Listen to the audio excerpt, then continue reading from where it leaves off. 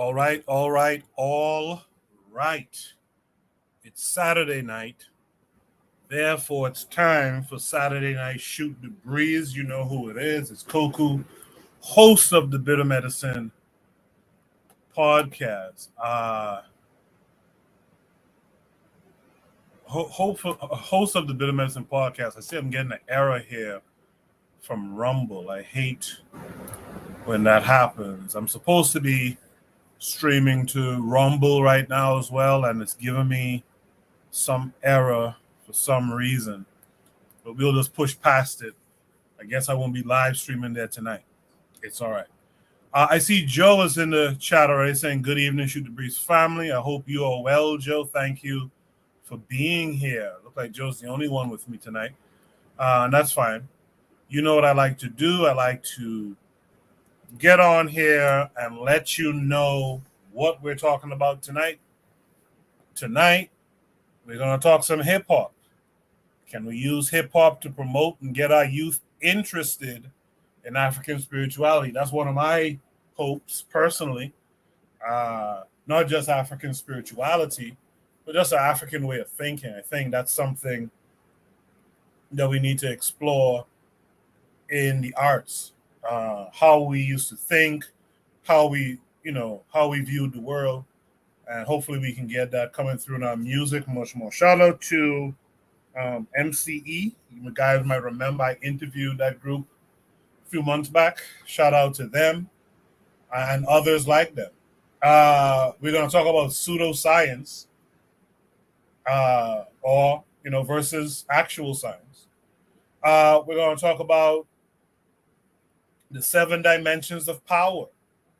7 dimensions of power will be a discussion tonight. I look forward to it.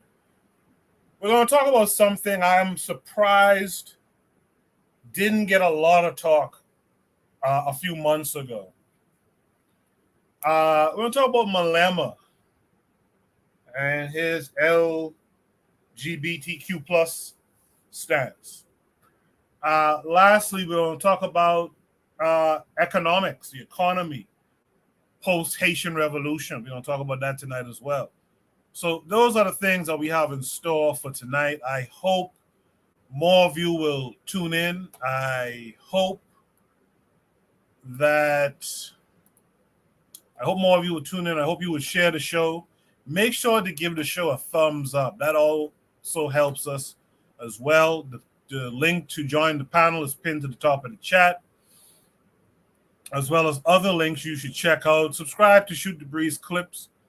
That channel is doing so well that YouTube just told me they limited some of the features.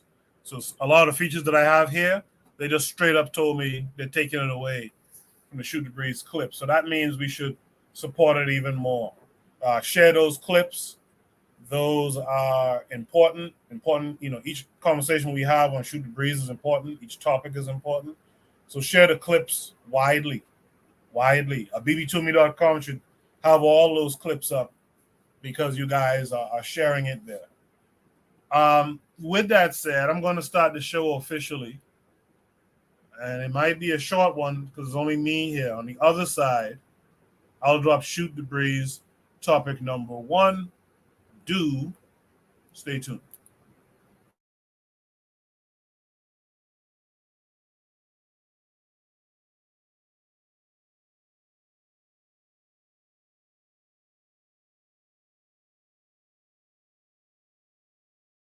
You are listening to the Bitter Medicine podcast on KWAZ Radio.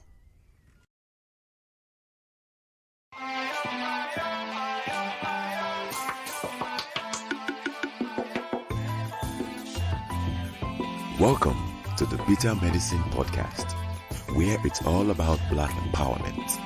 Our show focuses on Black news and entertainment, arts, science, economics, history, people, and strategies that uplift, empower, and motivate Africans within the diaspora. And now your host, whose favorite color is black, Goku.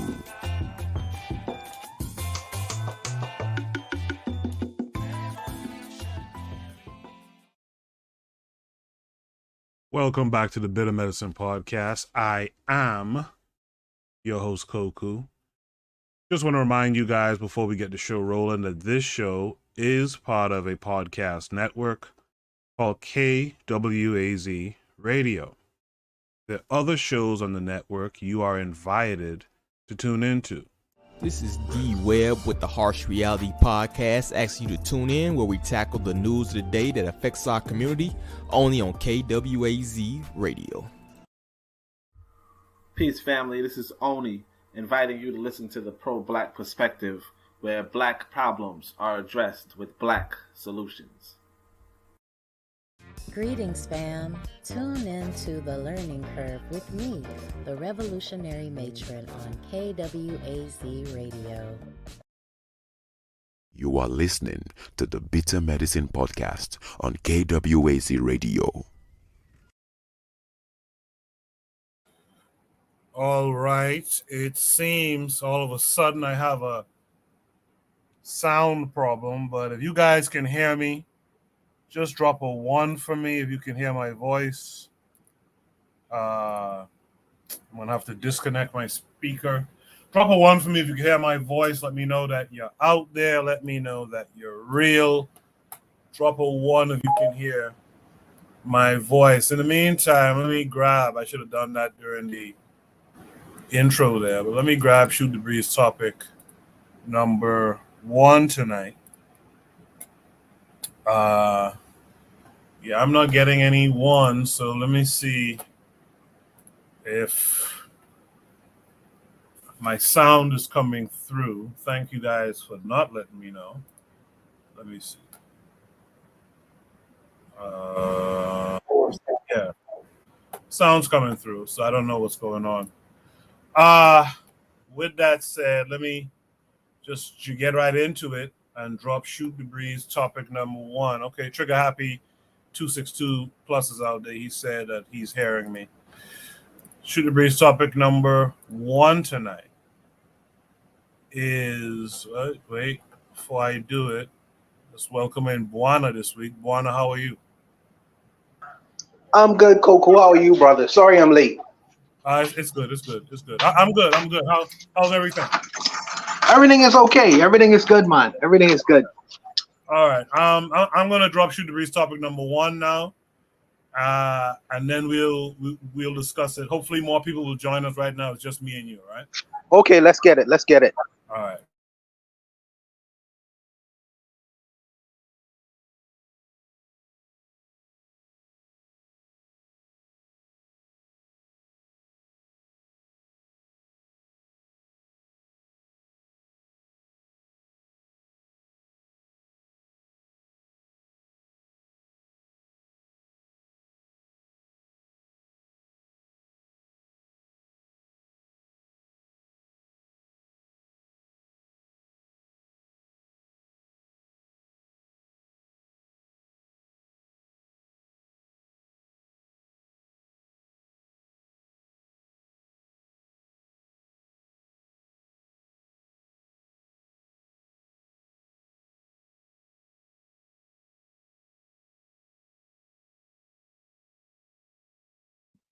So the leadership attempts to reinstate the plantation economy, right? Because they had reinstated the plantation economy after they beat the French the first time, right? And then Toussaint controls the island for like 4 or 5 years. So while Toussaint's controlling the island, they brought back the plantation economy. And folks were upset, right? The masses of people were upset about this. They tried to bring it back again after the revolution, right? And it fails because people are like running away. No, we're not doing this. They're going to the hills. No, right? We're not doing this. And what they create is something called the Lakou system. Lakou literally means, quote unquote, backyard, right? Like a backyard.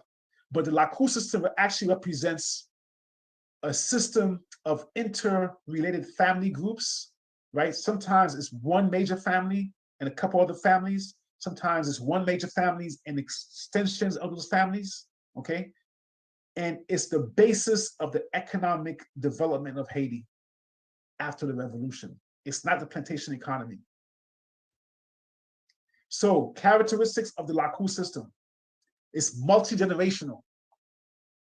Children are raised by parents, grandparents, great-grandparents, aunts and uncles, right? Katha Wakatha means that's etc., right? So that's KWK, that means etc. All right, so this is important. This is really important. In our current, this is a big lesson for us here. In our current family systems, you can barely say that children are raised by parents, grandparents, great-grandparents, aunts and uncles, because everybody's separated. Everybody has their own home. Everybody has their own apartment, right? So that's a problem, right? But this is a big lesson for us to learn, right? That in order for, we talk about nation building, we got to talk about this Lakou system. We talk about the Haitian Revolution so much. There's all these books written on the Haitian Revolution. There's barely books written. I don't even know there's one book written on the Lakou system, at least in English. I'm not sure. I'm pretty sure in Creole there's probably a book or two, or French, right? But in English, is books after book about the Haitian Revolution, nothing about the Lakou system, right? And when I'm not talking about like a chapter in a book. I'm talking about a book dedicated to Lakou system. It's very hard to find, okay? So, but this is, I think, is one of the most important things about Haiti. I think this rivals the revolution, but it's not sexy, right? It doesn't have, if you talk about the Lakou system, you're not seeing this picture. If you talk about the Lakou system, you're seeing family, right? That's what you're seeing. You're seeing community, but you're not seeing this. This is exciting, right? This gets your blood up. This gets you angry, upset, ready to fight. Gets you your ire. Gets you your blood up. The Lakou system does not, but it should. This should be sexier than the Haitian Revolution, if not as sexy. All right. The Lakous were self-governing. Traditional education occurred within the Lakou. And this is important. When I say traditional education, I don't mean the European education, because a lot of times we talk about we need a better education system in Haiti. But that education system people are talking about is a European education system. It's basically an education system to teach you how to pillage the earth, right? We don't need that. So the Lakou system taught, in the Lakou, you're taught about the herbs. You're taught about the social structure, right? You're taught about hunting, right?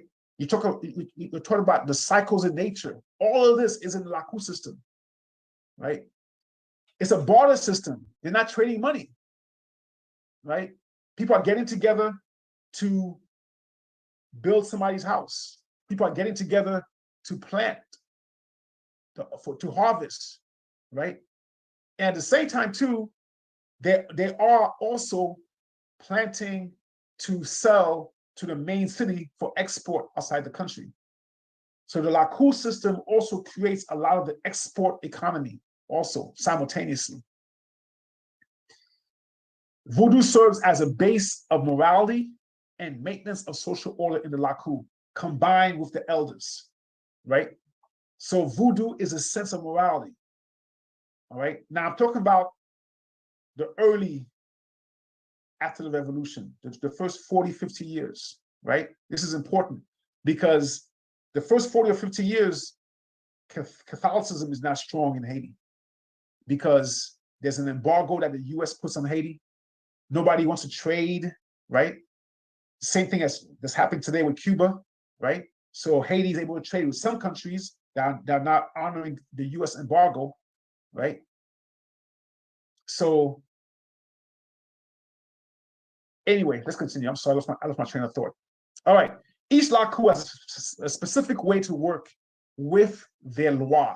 And I put it here, badly translated as deities, right? So lois are not deities, because deities is a Western understanding, like, okay, like Thor, right, is a deity, right? You know, whatever you call these, I don't know, these gods that these guys have, right? I don't know the names of them, right? Except for Thor, because I watched some Marvel movies, right? You have Thor, right? So, but that's their deities. For us, it's not deity. The Loa is not a deity. Loa is an aspect, a spiritual aspect of the universe, a spiritual aspect of nature that you can communicate with. This is different than a deity, because a Loa, being a spiritual aspect of nature, a spiritual aspect of the universe, gives you a different thing in your mind in terms of how you relate to that thing, right? So each Loa, each Lakou has a different way to integrate these Loas. So some of the big Loas are Ogun, right? Which is in Nigeria, it's Ogun. In Benin, it's Ogun. In Haiti, it's Ogun, right? It's the same. In Ghana, it's Adadi Kofi, right? However, even though they each do it differently, there's still unison. There's still unity in terms of how, in general, Ezidanto is going to behave the same way in all the Lakus, right? In general, Ogu, with the different variations of Ogu, there's a whole bunch of different Ogus. There's a whole bunch of different Ezilis also. There's Ezili Danto, Ezili Rouge, Ezili Bayan, Grand Ezili, and so forth. There's a whole bunch of different Ezilis, but they behave generally the same, but at the same time, they're different in each Laku. And this is important because this is what I mentioned before. How did we combat this hero complex, right? We had this multiplicity of Loas, right? So a decentralized system. So the Lakou system is decentralized, right? So this is key. It being decentralized means you can't find the head of this thing, right? But at the same time, it's unified, right? When we always think of, we have to find one leader and unify around that one leader and so forth, right? So part of the lessons that we have to learn is the Lakou system and how we can implement something similar in wherever we find ourselves. All right, almost down to the end before we get to question and answer. All right, lessons for us. State level leadership without direct accountability from the people cannot be trusted. State level leadership without direct accountability from the people cannot be trusted. Meaning that if there's some leadership that's at the state level, if you cannot, the people cannot walk into that office and literally walk in. I don't mean like vote. I mean literally walk in, slap them upside the head. All right, interesting video. I'll grab the link and put it in the chat for those who are interested. I'll pause the video so that we could focus on this characteristics of the Lakou system, which is very interesting. Before we talk about it though, let's welcome in our boy Confidence this week. Confidence, how are you?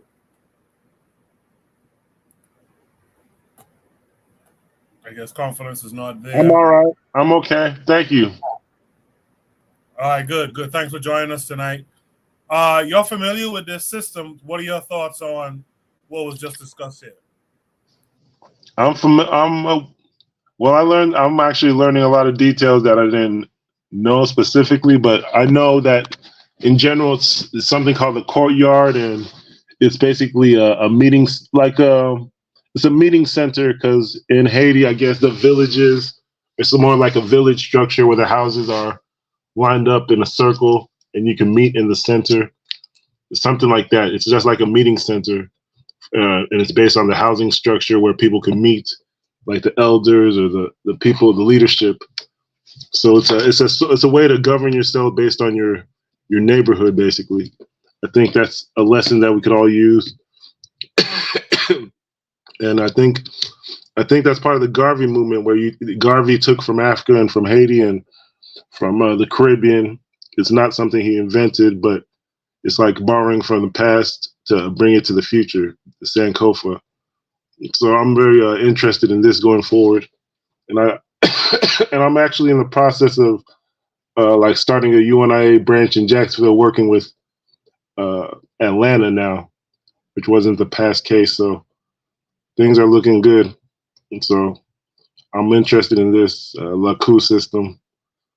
And, it's I wanted to say, I found out today Miami has 100 consulate generals, basically embassies.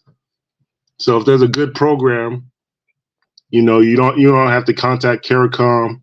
People could go to Miami and export a program. So that's what I'm looking at. So I'm just tuning in and seeing what I can learn. So peace to the family. All right, thank you for that confidence. Buana, you see the characteristics up there. You heard the discussion. What are your thoughts on it? Well, Koku, I am big on systems. Okay, I have no problem with systems. The Lakou system is something that is unfamiliar to me.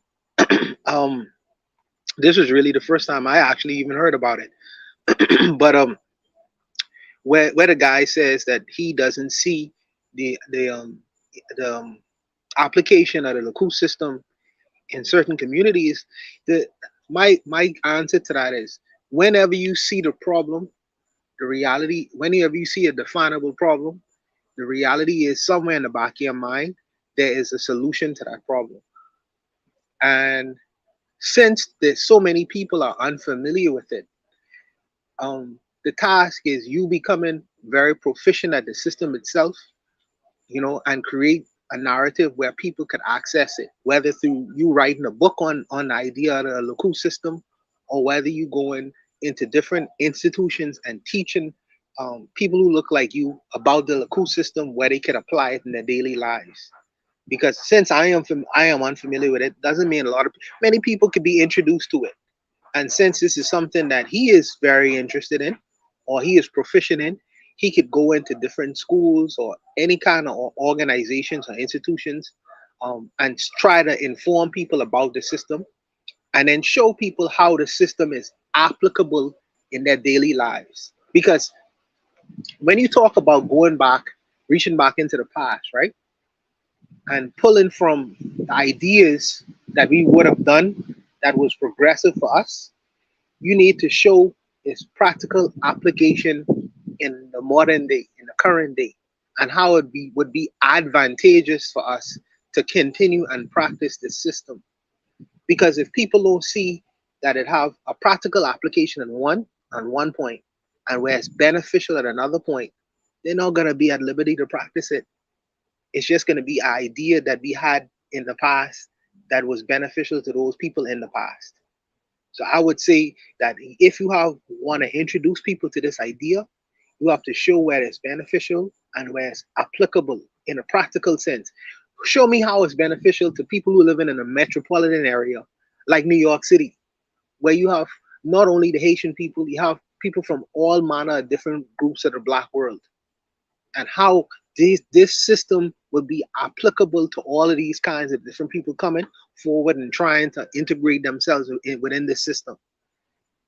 Not just on the countryside in Haiti, where the people in Haiti practice it, but where other groups of people mix and mingle, where it's in a metropolitan area, where the environment is completely different. Would this system be applicable at that point? And show me the examples of where it's applicable. And another thing too, when he talks about decentralization, I understand every Black man or every man want to be his own. He want to be his own God. He want to have his own kingdom. You know what I mean? He want to be completely decentralized from anyone else. But I feel like it's through organization and it's through institutional structures our communities become stronger and better. Every man can't be his own God. You must come up under some institution, some organization. There must be some structure. Even in your home, you have your structure. There's no decentralization in your personal home. You have the man who is usually the head, then you have the woman, and then you have the children. Well, in some houses now you just have the woman and then have the children. Even within that, that's an institutional structure where someone coming up under somebody else and taking their instruction. You know what I mean? So I think that we need to. I understand we want to decentralize and we want to be free to be self-governing and all this stuff like that. But I think that what makes a community strong as well as organization, systems, and coming up under systems, having to answer in terms of what your personal actions are. Nothing wrong with that. I think that for some reason, since we come out of this idea of slavery, we believe that we don't have to answer to no one. I feel like that makes us weak in some instances. Yes, you are a free thinking human being, an individual, but institutions and organizations, I feel, gets it done. Because this is a lot of people moving at one particular point for one particular reason, and it makes that blow stronger as opposed to just one person doing it. You know, but I have my questions about the system itself. I'm not gonna poo-poo it. I just would like to see where it's applicable in the modern day, where you're dealing with other groups of people and then in different environments, and show me where it's beneficial. And I'll you know, I just need more information about the topic. But I'll stop there. I appreciate that response, though, Buana. You know, wanting more information, there's nothing wrong with that at all. I will say I think the system does live on. I think Black folks tend to, at least at one point or another in recent history, tended to do this kind of thing. Like you mentioned New York. I remember there was a time when one person came up from the Caribbean and moved into a building, and before you know it, they have damn near all their siblings here living in the same building or under the same roof. And the guy in the video made a point to point out that we don't even have those type of systems anymore because everyone kind of lives on their own. Like you said, a lot of Indians, a lot of Africans want to be the chief somewhere else. And but I know that we you know, I know for sure we had a barter system strong. I know, you know, so you know, different things like that I think still carry through. I think the important thing that you said, Buana, is if you're not coming up through an organization, you're gonna have a problem. And most of our people don't come up through an organization. That's why we're so disorganized. These things that they're talking about on the screen here, you know, children being raised by parents, grandparents, etc., self-governing, traditional education, a barter system, like this is just common sense stuff. You know who you could observe this in? Like the Polish people in New York, you will see them doing that. The Chinese, you know, things of that nature. We talked about it last week when we talked about that Israeli/Jewish thing. You know, they have several different educations. They have Holocaust education. They have, you know, religious education, etc. And I don't think that's so difficult to achieve. What's difficult to achieve is getting our people to buy in. I think that's the biggest problem that we have. It's so difficult, man. I'm sorry. Was Confidence trying to go? Sorry, I don't want to get in. You know, I'm gonna let him rock. Go ahead, Confidence. No, I wasn't trying to say anything. I'm just listening for the most part. Yeah, I think that we do need to have buy-in, in terms of alternative education and an alternative methodology of our approach to the so-called Western world. I think that we have one particular view, and that's what's been fed to us. You know what I mean? I think that we need to get a brain on how we approach the Western world in regards to our own benefit. I think that so far in how our approach to the Western world has been completely to serve the Western world, not necessarily looking at it as to what we can extract from the Western world for our own personal interest. I think that question needs to be, and when you ask them kinds of questions, what comes out of that is, okay, so if we want to extract a particular thing out of whatever the Western world has to offer us, what would that be, first of all, and how do we go about, what would be our approach to it? Because our methodology and approach to the Western world so far has been go to school, get a quote unquote good education, and get a good job. Participate in that system, and then work 30 years and eventually pass on. And I think that has not been the most advantageous for our community. I think that how we perceive the Western world and our approach should be a little bit different. And I think that we should have an alternative methodology. And if it's the Lakou system or any other system that would teach us an alternative approach, when immigrants like ourselves come to the Western world, the so-called first world, our approach to the system is twofold. We get the so-called formal education, but we still have our immigrant families telling us about how to move in the world. Yeah, we get two kind of methodologies and approaches to the world, and it makes us look at the world a little bit differently, just like any other immigrant coming into the country. And we take that money or resources and we send it back. Well, some of us send it back for whatever reasons. So I think that if that money or our approach to the world stays, if we stay in the so-called first world, what do we do there? Alternatively from what everyone else is doing. Because this is how other communities, I find, have become very successful in the so-called first world, whether it's the Jews, whether it's the Italians. The Jews had their own communities, their own alternative education and information. The Italians had their own information within the greater society, all these other communities. So what is our system? What is our approach alternatively to what's being offered to us and how we should move in the so-called Western first world? But I'll leave it there. Congress, you want to add any last thoughts here? Sorry, I'm having issues turning my mic on and off, but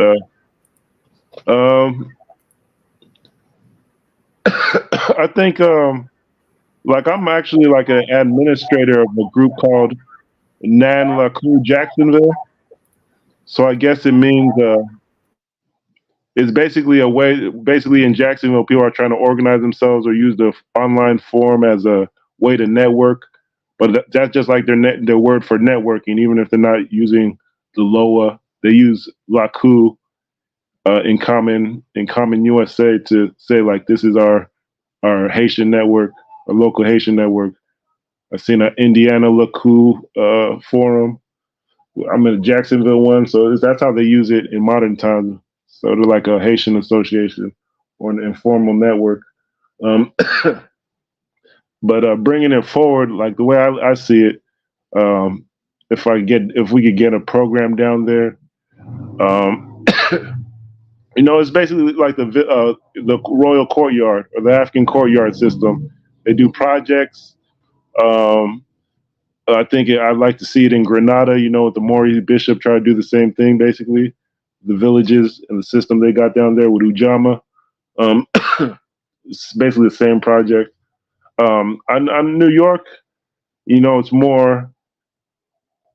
New York is it's a metropolitan area, but you got so much international politics where I don't know. I don't know if you could just straightforward lump everyone black into one group and say that this system's going to work for everybody.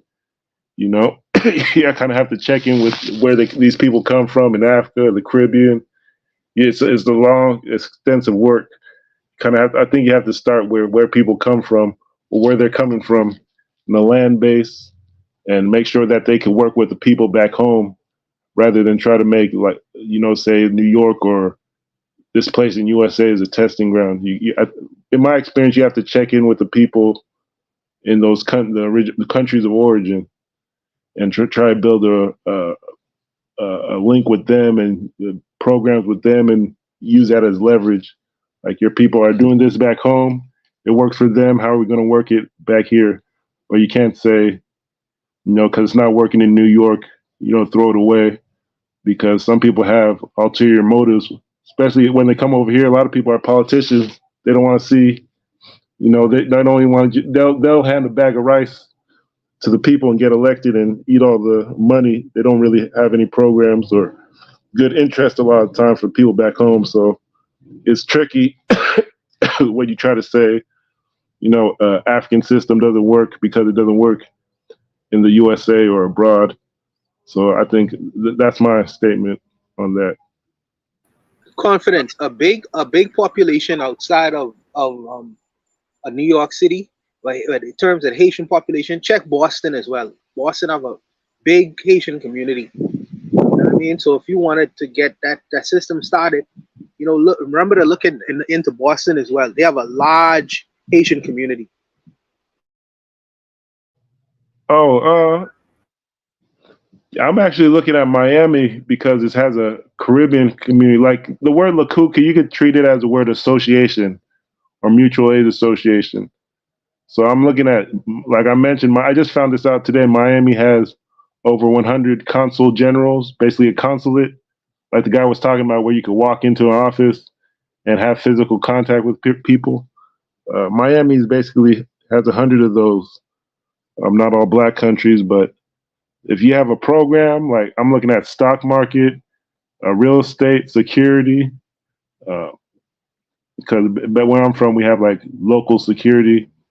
I think it's kind of revolutionary that to have local self-community policing. We kind of have that in Nigeria or Igbo land. So I'm looking at connecting those communities. But my thing is, like, if I connect directly to the island, then I think that cuts out a lot of the politics. It's more like, what can you contribute to what we have going on ground? But because I'm from Nigeria, I contact people from Nigeria and Igbo land in my tribe, and they give me the same runaround, the politics, where they don't connect you with anybody. They got their own agendas going on, where they don't. A lot of times, people don't even want to start projects because it's like, what am I going to get out of it? How's it going to affect my career? That's very common. And then do I trust you? Do I know you? What have you done? So I feel, if you go to the home base, people all around the world are going to look at what's going on in their homeland. So my thing is more getting something tangible where I'm at and on ground. Like, we have people who actually travel from Jacksonville to Haiti, like the American veterans of Igbo descent. So these are like people from Igbo land. They travel to Haiti on occasion. But there's a couple missions like that. So it's not confidence. hard. If you can, could you? A lot of politics. If you can, could you put your website or email? Could you put that in the back chat for me, please, when you have time? I'll put my email, but I'm actually, it's not official yet, but now I'm acting secretary for the UNIA ACL Jacksonville. Like the vice president from Atlanta moved to Jacksonville, so it kind of gives us more experience in organizing and more. So we're going to try and start something in Jacksonville and move down south. So things change. Yeah, I'll put my email there. Yeah, no worries, brother. I'll contact you. All right. And the brother, Atlanta president, his name is John Hargrove for the replay. The brother's name is John Hargrove. The brother James Wilson, he's an author. He was just on this this YouTube channel. I forget what it's called. So you thought you knew TV or something. This big channel. Umar has been on it. I think Muda Baraka. But things are expanding. The UNIA was more like it was actually started off like a connect the black segregated communities, the Caribbean islands and African villages and kingdoms all together. It started off like a royal tribal connection, but now a lot of people think it's more Feed the Children, Black Panthers, but it was supposed to expand into things like this, like work with Haiti, which was invaded at the time. So they moved to Ethiopia, and then they got the Rasta movement. But in alternative history, we would have been studying the Lakou system, but it literally was invaded at the time. So you could say we're 100 years behind. But this was like the original goal. to study these systems. So I'll rest my mic. Yeah, I'll make sure I do some more research on it. Like I said, I never heard about it before, but I'll try to do some more research on it. So when I speak on it, I could be speaking from a position of an informed person. Let me put it like that, In the chat, Marcus McGee says, "What's up, everybody?" Also, what's up to Marcus McGee? Real Black Gentleman said that the stream wasn't working right. I'm looking at the number of eyes on us, and it doesn't make sense. It seems like the stream might be getting tampered with. Lero's out there saying, "Peace, loved ones." Daily Affirmations by Pauline says, "Good evening." Trigger Happy mentions that Fury won that fight, I guess. I didn't catch it. If you can hear my voice out in the chat, I just want to see something. Drop a 2 if you can hear my voice, if you can see the screen and hear all the other panelists tonight. Drop a 2 for me. I want to see how many people are really out there. So do that for me. If there's no other last thoughts on that problem, let's go to Shoot the Breeze, topic number 2 then. Shoot the Breeze topic number 2 says, "Can we use hip-hop to promote and get our youth interested in African spirituality?" Peep this song. So I hope that this song isn't copyrighted and I get a strike, but I don't mind sharing it. So I'm going to share the screen. Let's go big screen. You guys take a listen, and then we'll discuss it.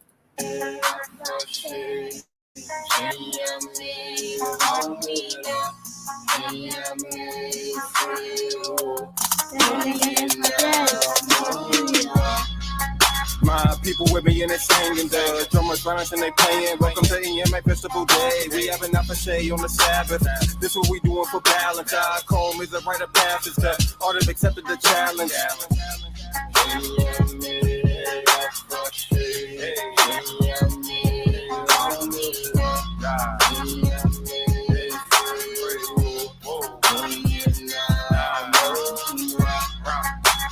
Water and liquor, we pouring libation. Feel the vibration, we dance in a circle, reverse the rotation. Spin like the planets in Haven. Go with the flow of creation. Resonating with the greatness. None of norm in the abyssal. Coming to earth with a statement. Hardly coding the language. Taking heed to the message. Learning a spiritual lesson. Deity, verbal expression. This is profession within our cultural lexicon. We call it a temple possession. When they take a leap of faith, bless them. We gon' be right there to catch them safely. Sunday bonus call me crazy. Carry Bailey from the daily. Working my conscience, strong with the force. Swing with my pen like a sword. Fighting for love and for honor. Till it's time for me to journey on farther. 40-day mission to us Amanda. Wherever y'all may go, I'm gonna follow.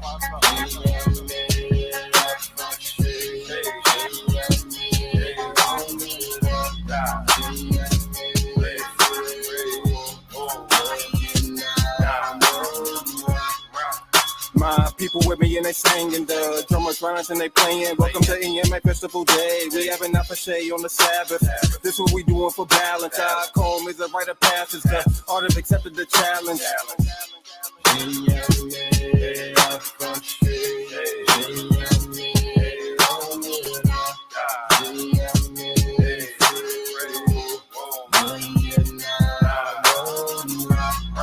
Don't argue with the truth of the past, the present, the future. Proverb like a tutor, teaching us how to maneuver. Remember that none of the living were there in the very beginning of this great panorama. Nobody will be in the ending except the source of Inyama. The one that we call Inyame, the one we call Odamenkoma, the one that we call Arade, the one we call Onyakapona. We blessed to be made in your image, embedded in our genoma, and pooping through every coma.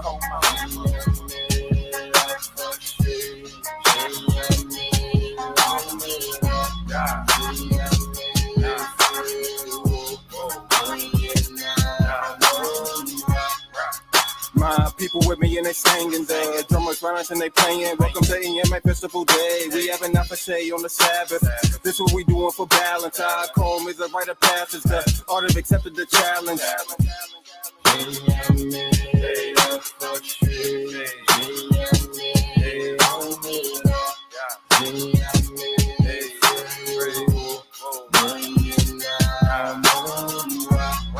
don't argue with the truth of the past, the present, the future. Proverb like a tutor, teaching us how to maneuver. Remember that none of the living were there in the very beginning of this great panorama. Nobody will be in the ending except the source of Nyama, the one that we call Nyame, the one we call Odamenkoma, the one that we call Arade, the one we call Onya Capona. We blessed to be made in your image, embedded in our genoma, and pumping through every coma.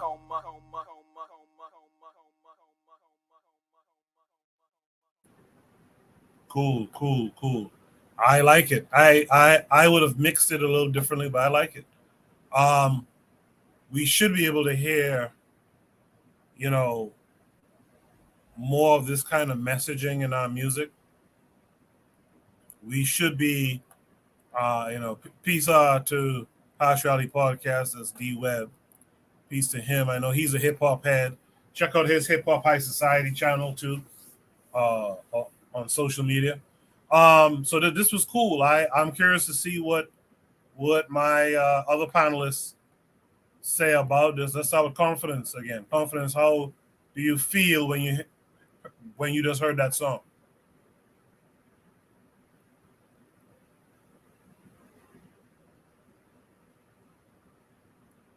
Okay, confidence might be having more problems with that mute button. So, Buana, it's on you. Can we use hip hop?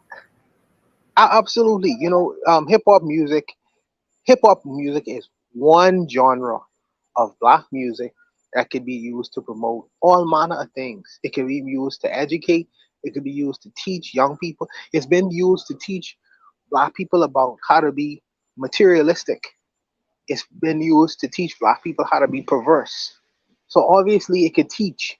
That it's a tool that could be used to teach, and just like dancehall has been used to teach all these things as well, by the way. But the music can also be used to promote good things and educate people about good things. There are some that this I don't know. Like I said, I think that hip hop is just one genre of music. Just like Afro beats, just like reggae, just like rake and scrape, just like zouk, just like samba, all manner of black music, could be used to teach many different kinds of things. It's just what the writers decides to do with the tool of the genre of music that they decide to participate in. And so far, hip hop was used as a tool for good in the world. But when money became involved in it, it became something a little bit different. But I am not a big listener of hip hop. Maybe a hip hop head should come and speak on things like this, But like I said, I think that the music could be used for different kinds of things, many different kinds of things, and the power is in the hands of the writers and the music makers. So I'll leave it there. Buana, before you go, I know you just said you're not a big hip hop head, but what are your thoughts on that song that you just heard? It was okay. It's okay. I feel like that person was really trying to promote their music. He's a good rapper. And like you say, I think that the beat could have been a little bit. It could have been different. It could have been different. Here's the thing. When you make music, right? For everyone, if you're trying to make the audience, your people, if you're trying to direct that music towards a specific audience, you must know your audience. You must understand your audience so well so that you understand how to communicate with them. When you're teaching people about African languages and African gods, you have to break things down to an extremely elementary level for them to be able to understand and digest what's being conveyed to them. Or else it'll go over their heads. It'll go way over their heads. When people heard about the god Nyame, they don't know who Nyame is. All they've been knowing about is Jesus for their entire lives. So you have to be able to create the connection. Why Nyame is important to the mind of the listener of this song. How does Nyame connect with me?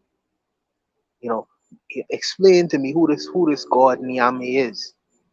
These things need to be explained at an elementary level because most of your listeners have not been educated to a degree where they can digest these kinds of ideas, and because they have not been exposed to them.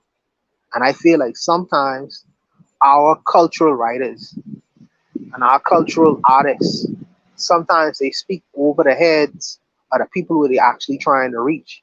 The reason why a Nicki Minaj and a Cardi B is able to reach a lot of people in the community is because they speaking on a very elementary level. Even though they perverse or what they say, everyone who listening to their dialogue and their writing can understand what it is they saying. That's the difference. Our cutoff, I feel, sometimes is we speak over the community in which we're trying to reach. But it's nothing wrong with the song itself. It's just, like you say, you ask me my opinion, that's my opinion. Yeah. I think it's okay to. I think it's okay. This whole thing that critiques are bad. I don't think that's a bad thing. I think you should get feedback. I think you should seek. Now, you might not want to hear it from everyone, so you gotta be measured as to who you get feedback from. If you played this for, like you said, Juana, for the average youth out there, they'll probably reject it and say it's trash. But they don't understand the concepts being discussed, the major concept being discussed in the song. So you gotta spoon feed them a little bit, prime the pump, as we would say, right? You gotta prime that pump and kind of get them to that place. This Teach them Nyame was before Yahweh. You know what I mean? Make that kind of connection. Nyame, we were saying Nyame before we were saying Yahweh. You know what I mean? So you gotta break it down. You can put that out there. Start. It seems like confidence is back. Hold that thought for a second, confidence. Let me just take it back. Earlier I said they might be playing with the stream, but according to who dropped the 2, it seems like those numbers might have been accurate at the time. While I'm at it, let me shout out Brother Bakari. Brother Bakari is quietly out there in the chat. I appreciate you, Bakari. Trust me, I do. Daily Affirmation says, we as Bahamians tend to separate and assimilate. Is that for this prompt or earlier prompt? I'm not certain which one, but thanks for the comments still, and keep them coming. Confidence, you wanted to weigh in on this song that we just listened to? Yeah, I was going to criticize it, but then I started hearing my first critique was that it didn't have African language, and then it started to have African language. So I don't have nothing bad to say about it. It started a conversation. It seems like the people are already into the spirituality, so maybe this could be aimed at their children, and they probably do events. And I know Nyame Day, that might be connected to what Khalid Abdul Muhammad started. I know to replace Thanksgiving, I think. So that's my initial thoughts, that they're doing something with the children and having a holiday, and it's connected to the Akan and Ghana culture and spirituality. So it's starting a conversation, and it grows over time. So, and they're promoting that language. It seemed like something for the children to memorize and internalize. And I think it's something that should grow over time, but it's a conversation starter too. So feedback. So I like it. I like it a lot. So nothing too much to say. Yep. Appreciate that confidence. Juana said earlier, maybe a hip hop head should speak on it. Well, we got one. D Webb, how are you this week? I'm well, man. Can you hear me? Yes, sir. Loud and clear. Did you hear that song, Webb?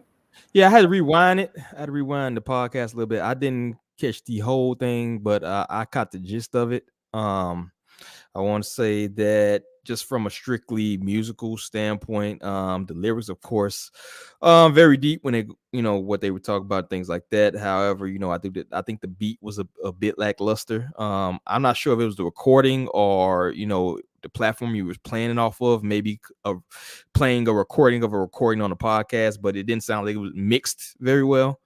But you know, I applaud them for what they're trying to do. And I think going back to what Buana said, you may have to start at a bit of more kind of elementary level, and meet people where they are. Particularly when it comes to if you're trying to promote something with the youth are very,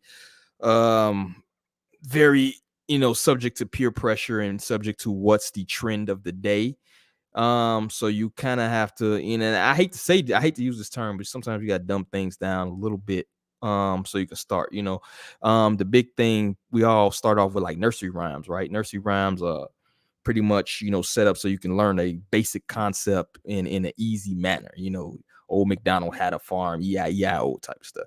I think if you're gonna try to target the youth, you maybe need to come from a more simplistic type of deal, or even more catchy, or even throw a little bit something more trendy in there for them so they can kind of catch it and run with it. If you're trying to promote this to a mainstream type deal, if you're fine being like niche, you know, where us in this panel, our children have something that they can maybe listen to, you know, that's where you want to go. You know, I even know like people who's like hardcore Christians who only let the kid listen to like Christian rap and stuff like that. So there are niches like that already out there.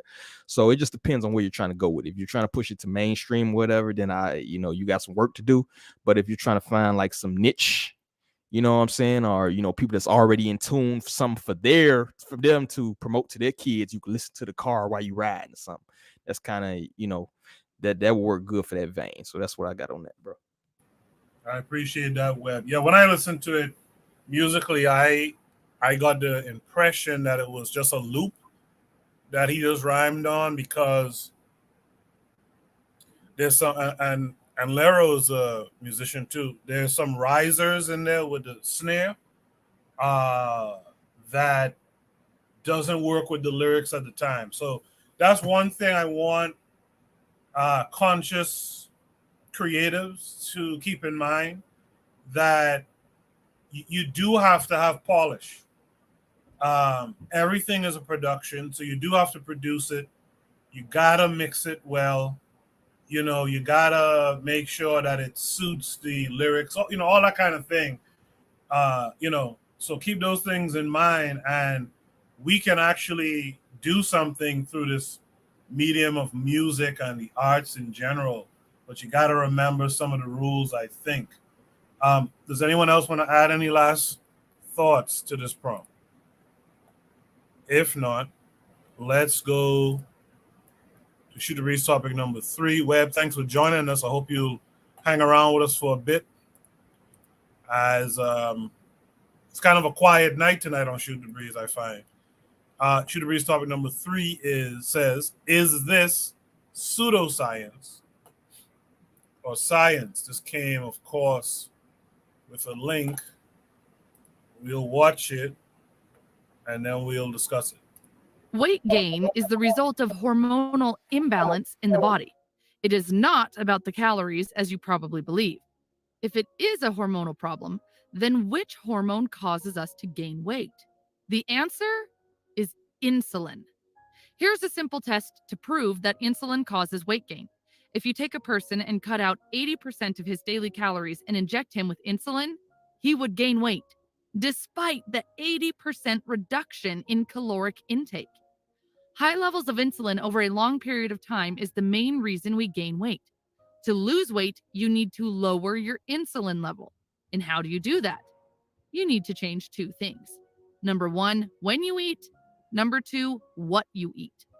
Before explaining each of these 2 points, I would like to mention that all the information you are about to hear in this video is the summary of lessons I learned in a book called The Obesity Code: Unlocking the Secrets of Weight Loss, written by Canadian doctor Jason Fung.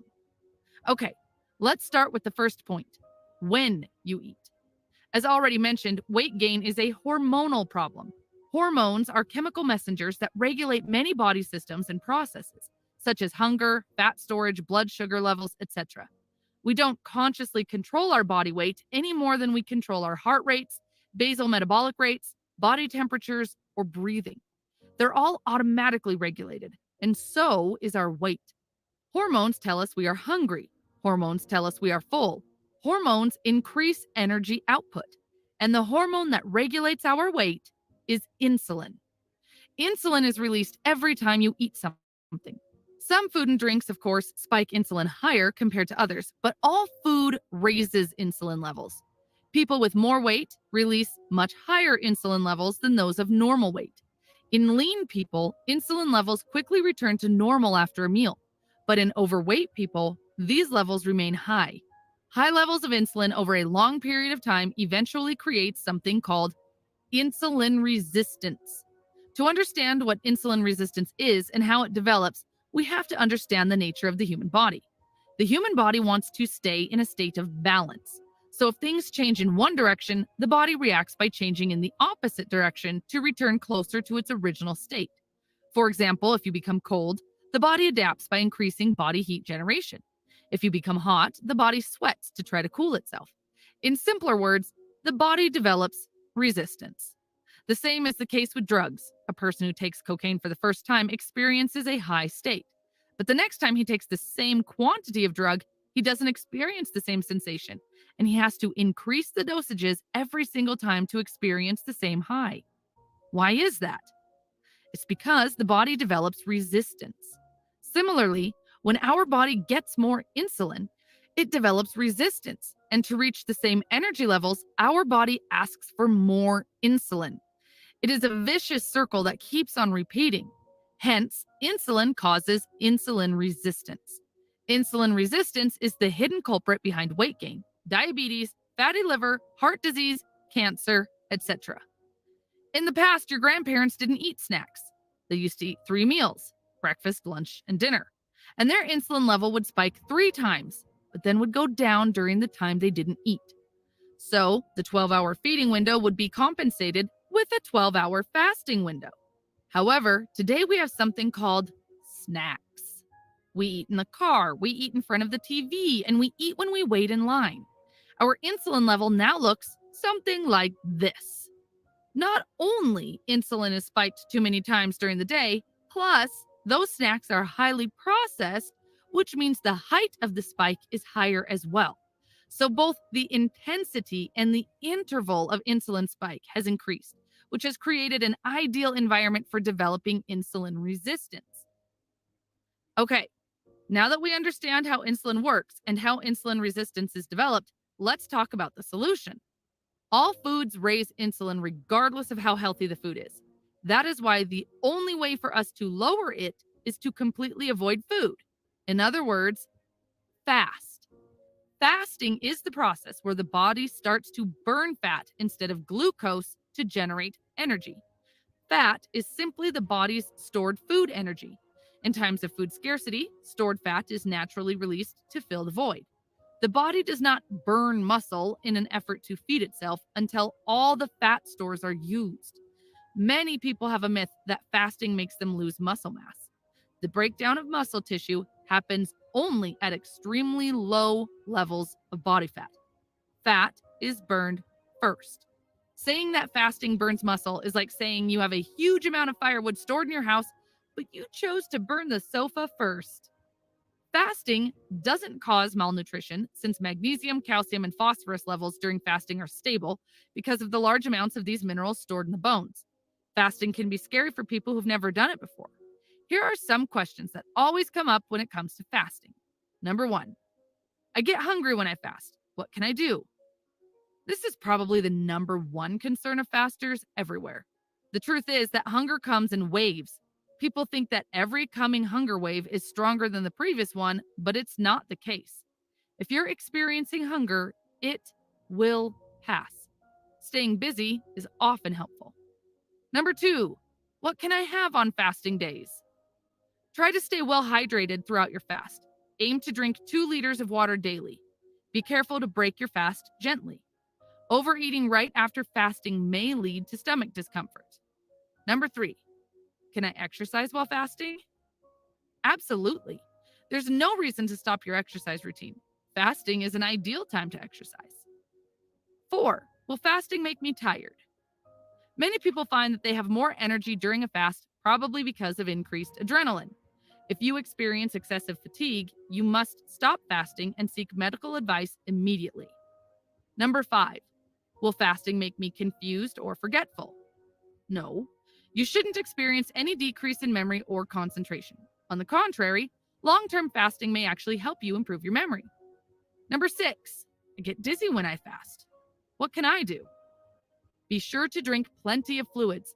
Adding sea salt to water often helps. Number 7, I get muscle cramps. What can I do? Low magnesium levels may cause muscle cramps. You may take an over-the-counter magnesium supplement. Number 8, I get headaches when I fast. What can I do? Try increasing your salt intake. Headaches are quite common the first few times you try a fast. It's believed that they're caused by the transition from a relatively high salt diet to a very low salt intake on fasting days. Headaches are usually temporary. Number 9, my stomach is always growling. What can I do? Try drinking some mineral water. Number 10, since I've started fasting, I experience constipation. What can I do? Increasing your intake of fiber, fruits, and vegetables during non-fasting period may help. Number 11, I get heartburn. What can I do?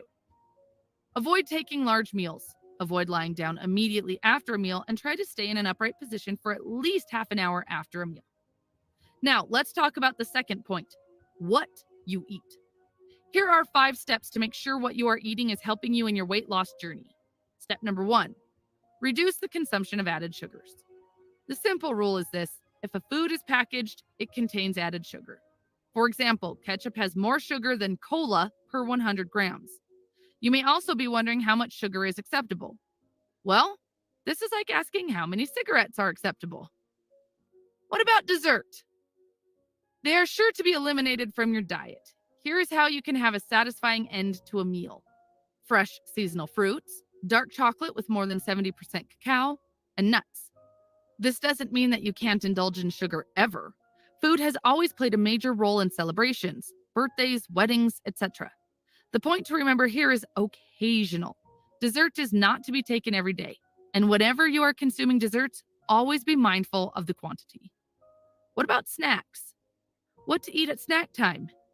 Nothing. Don't eat snacks. Simplify your life. How about breakfast? Make breakfast optional. Breakfast is, without question, the most controversial meal of the day. The greatest problem is that, like snacks, breakfast foods often contain vast quantities of highly processed carbohydrates and sugar. Don't eat sugared breakfast cereal. While rolled oats and dried fruit and granola bars attempt to disguise themselves as healthy, they are often heavily sugared. The point is, if you're not hungry, don't eat anything at all. It's perfectly okay to skip breakfast. Beverages. Only consume no sugar added drinks. The best drink is plain or sparkling water. Tea or coffee is great as well. How about alcohol? Moderate consumption of red wine does not raise insulin and therefore may be enjoyed. Up to 2 glasses are fine. Step 2, reduce consumption of refined grains. Refined grains such as white flour increases insulin more than any other food.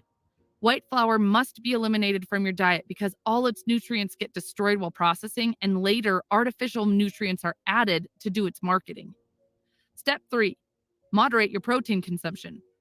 Moderate the amount of protein in your diet to fall within 20 to 30% of your total calories. Meal replacement shakes, bars, or protein powders are highly processed, fake foods. These products don't produce lasting weight loss, and they're designed to keep you coming back for more.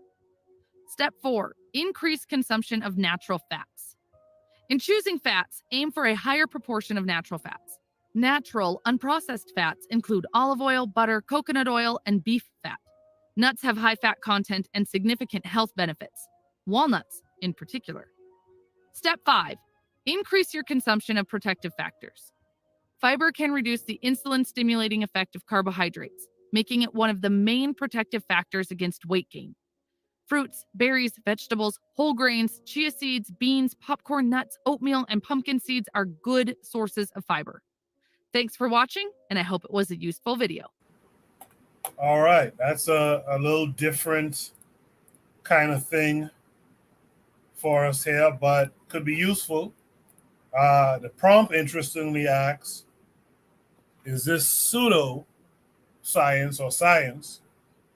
I could say You know, all science is pseudo till it's proven true, right? Confidence fell off. Confidence, I didn't realize you fell off. I was trying to get you back in. If you're interested in coming back on, just click the link and join us. You know, what I saw in the video is standard fare for, you know, doctors or health educators to kind of tell you. So I'm not sure where's the pseudoscience, but let me hear it from you guys in the chat, or let me hear it from you guys on the panel. Let's start with a guy who I know is health conscious. Let's start with D-Web. Yeah, I mean, that's pretty standard fare, like you said. It's there was some issues I had in the beginning, but she kind of cleared it up. But yeah, I would say she started off with the whole sugar. It was a little weird to start off, a little weird, because it was almost like she was blaming the insulin, which insulin is just trying to regulate your sugar intake. We all know that half the products you take contain this thing called high fructose corn syrup, which is like the equivalent of cutting heroin with crack. You know, it's like triple concentrated sugar, right?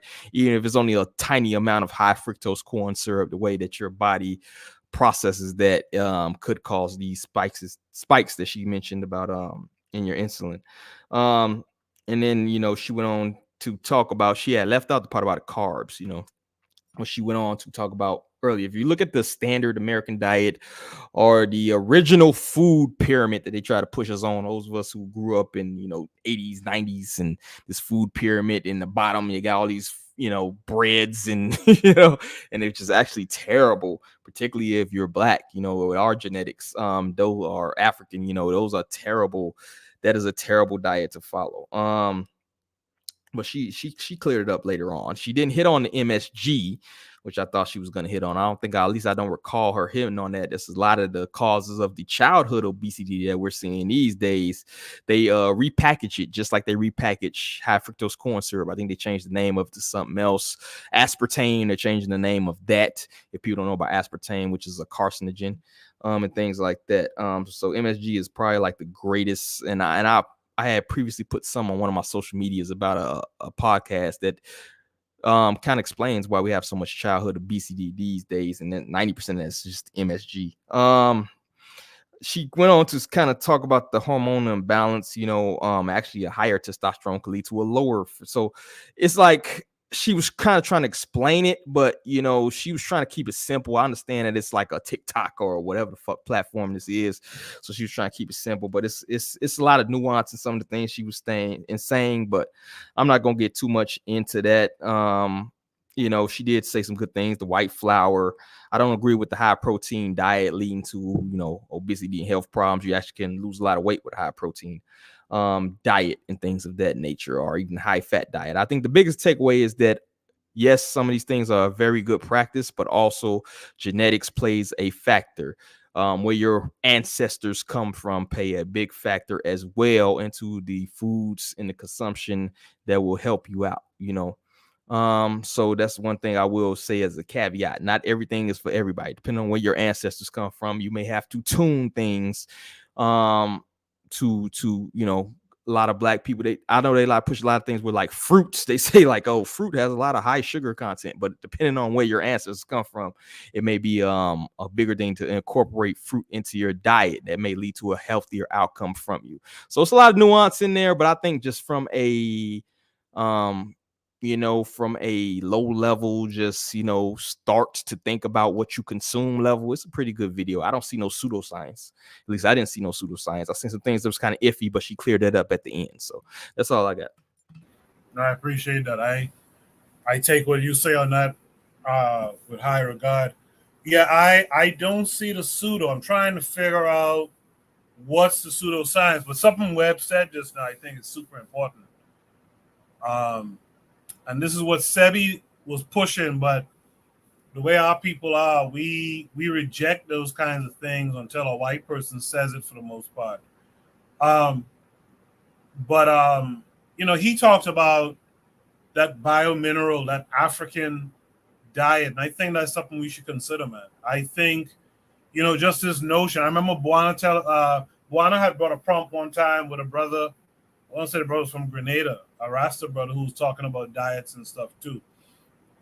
And you know, that brother was talking about like we are African people, and there's a particular diet that suits us.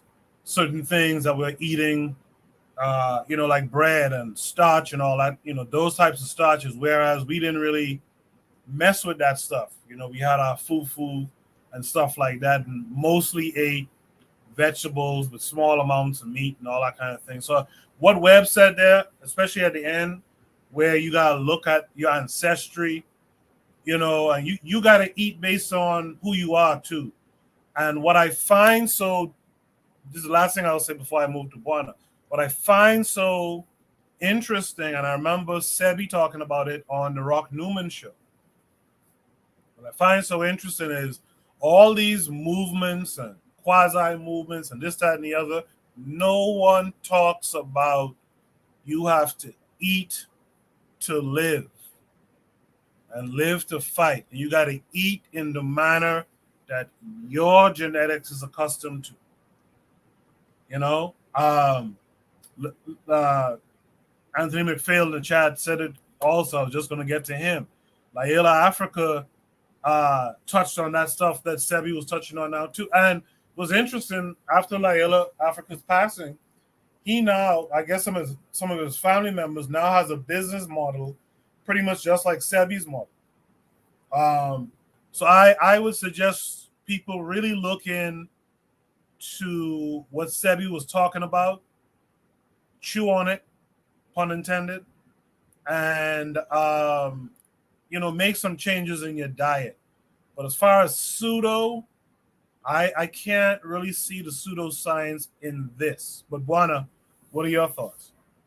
No, I don't see the it's not bad science. It's not bad science what she talked about. She talked about fasting. You know, I think that fasting, you need to tell people when they need to fast, the times between when they need to eat and not eat.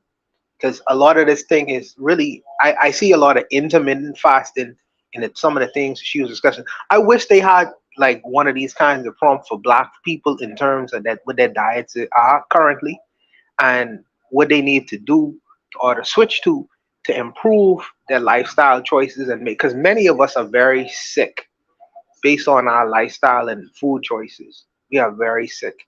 And I think that our illnesses sometimes come from the fact that we don't know, one. And number two is many of us are addicted to whether it's sugar, salt, flour, dairy, and all these other kinds of things where they injected in all kind of chemicals. And a lot of us are addicts without really realizing and knowing it. And I think that to wean addicts off of certain things, you must have a program and a plan. And also too, a lot of us we have poor discipline. I just gotta put it like it is, man.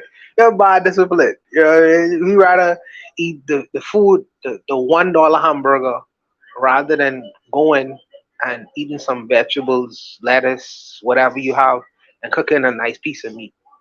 You know, it's easier.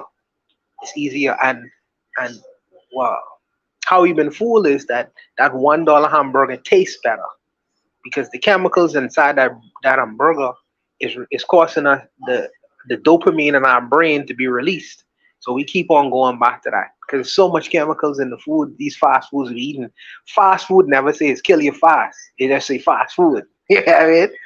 But I could appreciate a lot of things she said in this in terms of the insulin choices and snacking. How in the older days the insulin used to go up at 3 times: lunch, dinner, and breakfast. But with the introduction of snacking, then you have this constant insulin increase throughout the day, including with the breakfast, lunch, and dinner in between meals. So the insulin is always going up, always going up, always going up. And we don't necessarily see how that's having a dramatic effect on our bodies, but it actually is. I think that we talk about financial literacy. We talk about all manner of different kinds of literacy, but food literacy is something which we lack, and we need to really inform ourselves. not all at once, but slowly, either on a weekly basis, trying to improve us in our understanding in terms of the food we eat and how it's affecting us and our children. So we have a lot of food illiteracy within our communities, and it's with videos like this and videos that is educating our communities more and more in terms of what we eat and our food choices would help better prepare us in terms of how we go out there and function as citizens, as human beings, or how whatever you want to describe us as. I think that we lack a whole lot of food literacy. And Dr. Layla Africa and Dr. Sebi is two people out of the millions of us who's really been trying to inform us, but the work is to be done with the individual themselves. We have agency, and we need to go out there and try to help inform ourselves about food literacy. We do it in terms of money. We do it in terms of our car. We do it in terms of the woman we trying to get. What I mean, we try to figure out all kinds of amount of different things. We'll try to figure out what we putting inside your body on a daily basis and how it's affecting you and how you could change that and better improve yourself. Because if you look within our community, many of us are very functionally sick.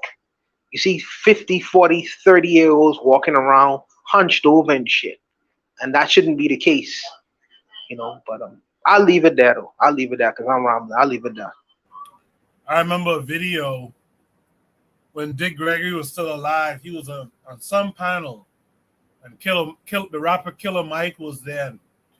He went to go stand up. Killer Mike is a big dude. He went to go stand up, and people had to kind of help him to get up out of this particular seat, this chair he was sitting in. And Dick Gregory was looking at it like, but that's a young man. Like, what's going on? Like, it was real strange. But yeah, there's work to be done for certain.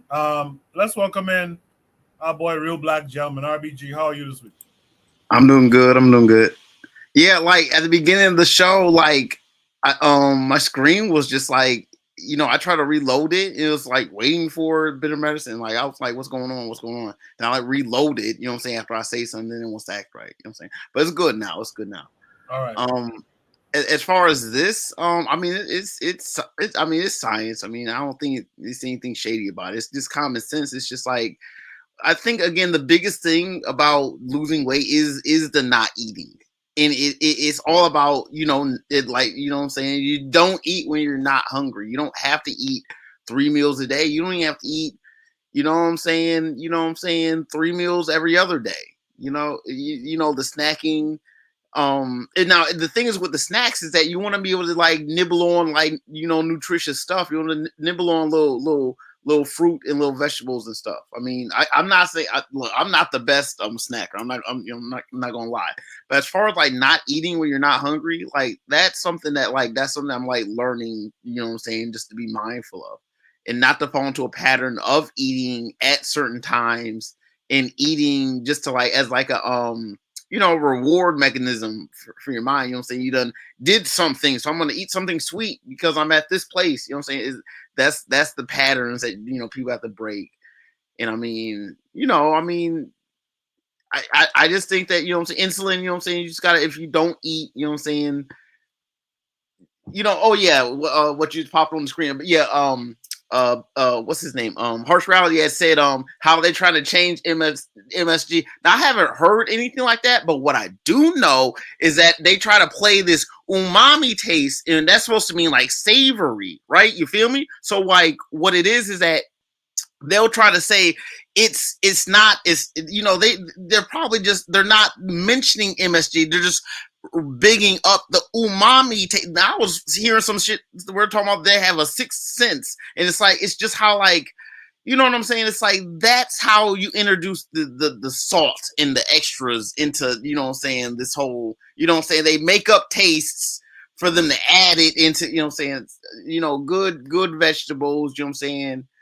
I mean, just don't eat when you're not hungry. I mean, I had, you know what I'm saying, a couple burgers earlier today. I haven't eaten anything since then.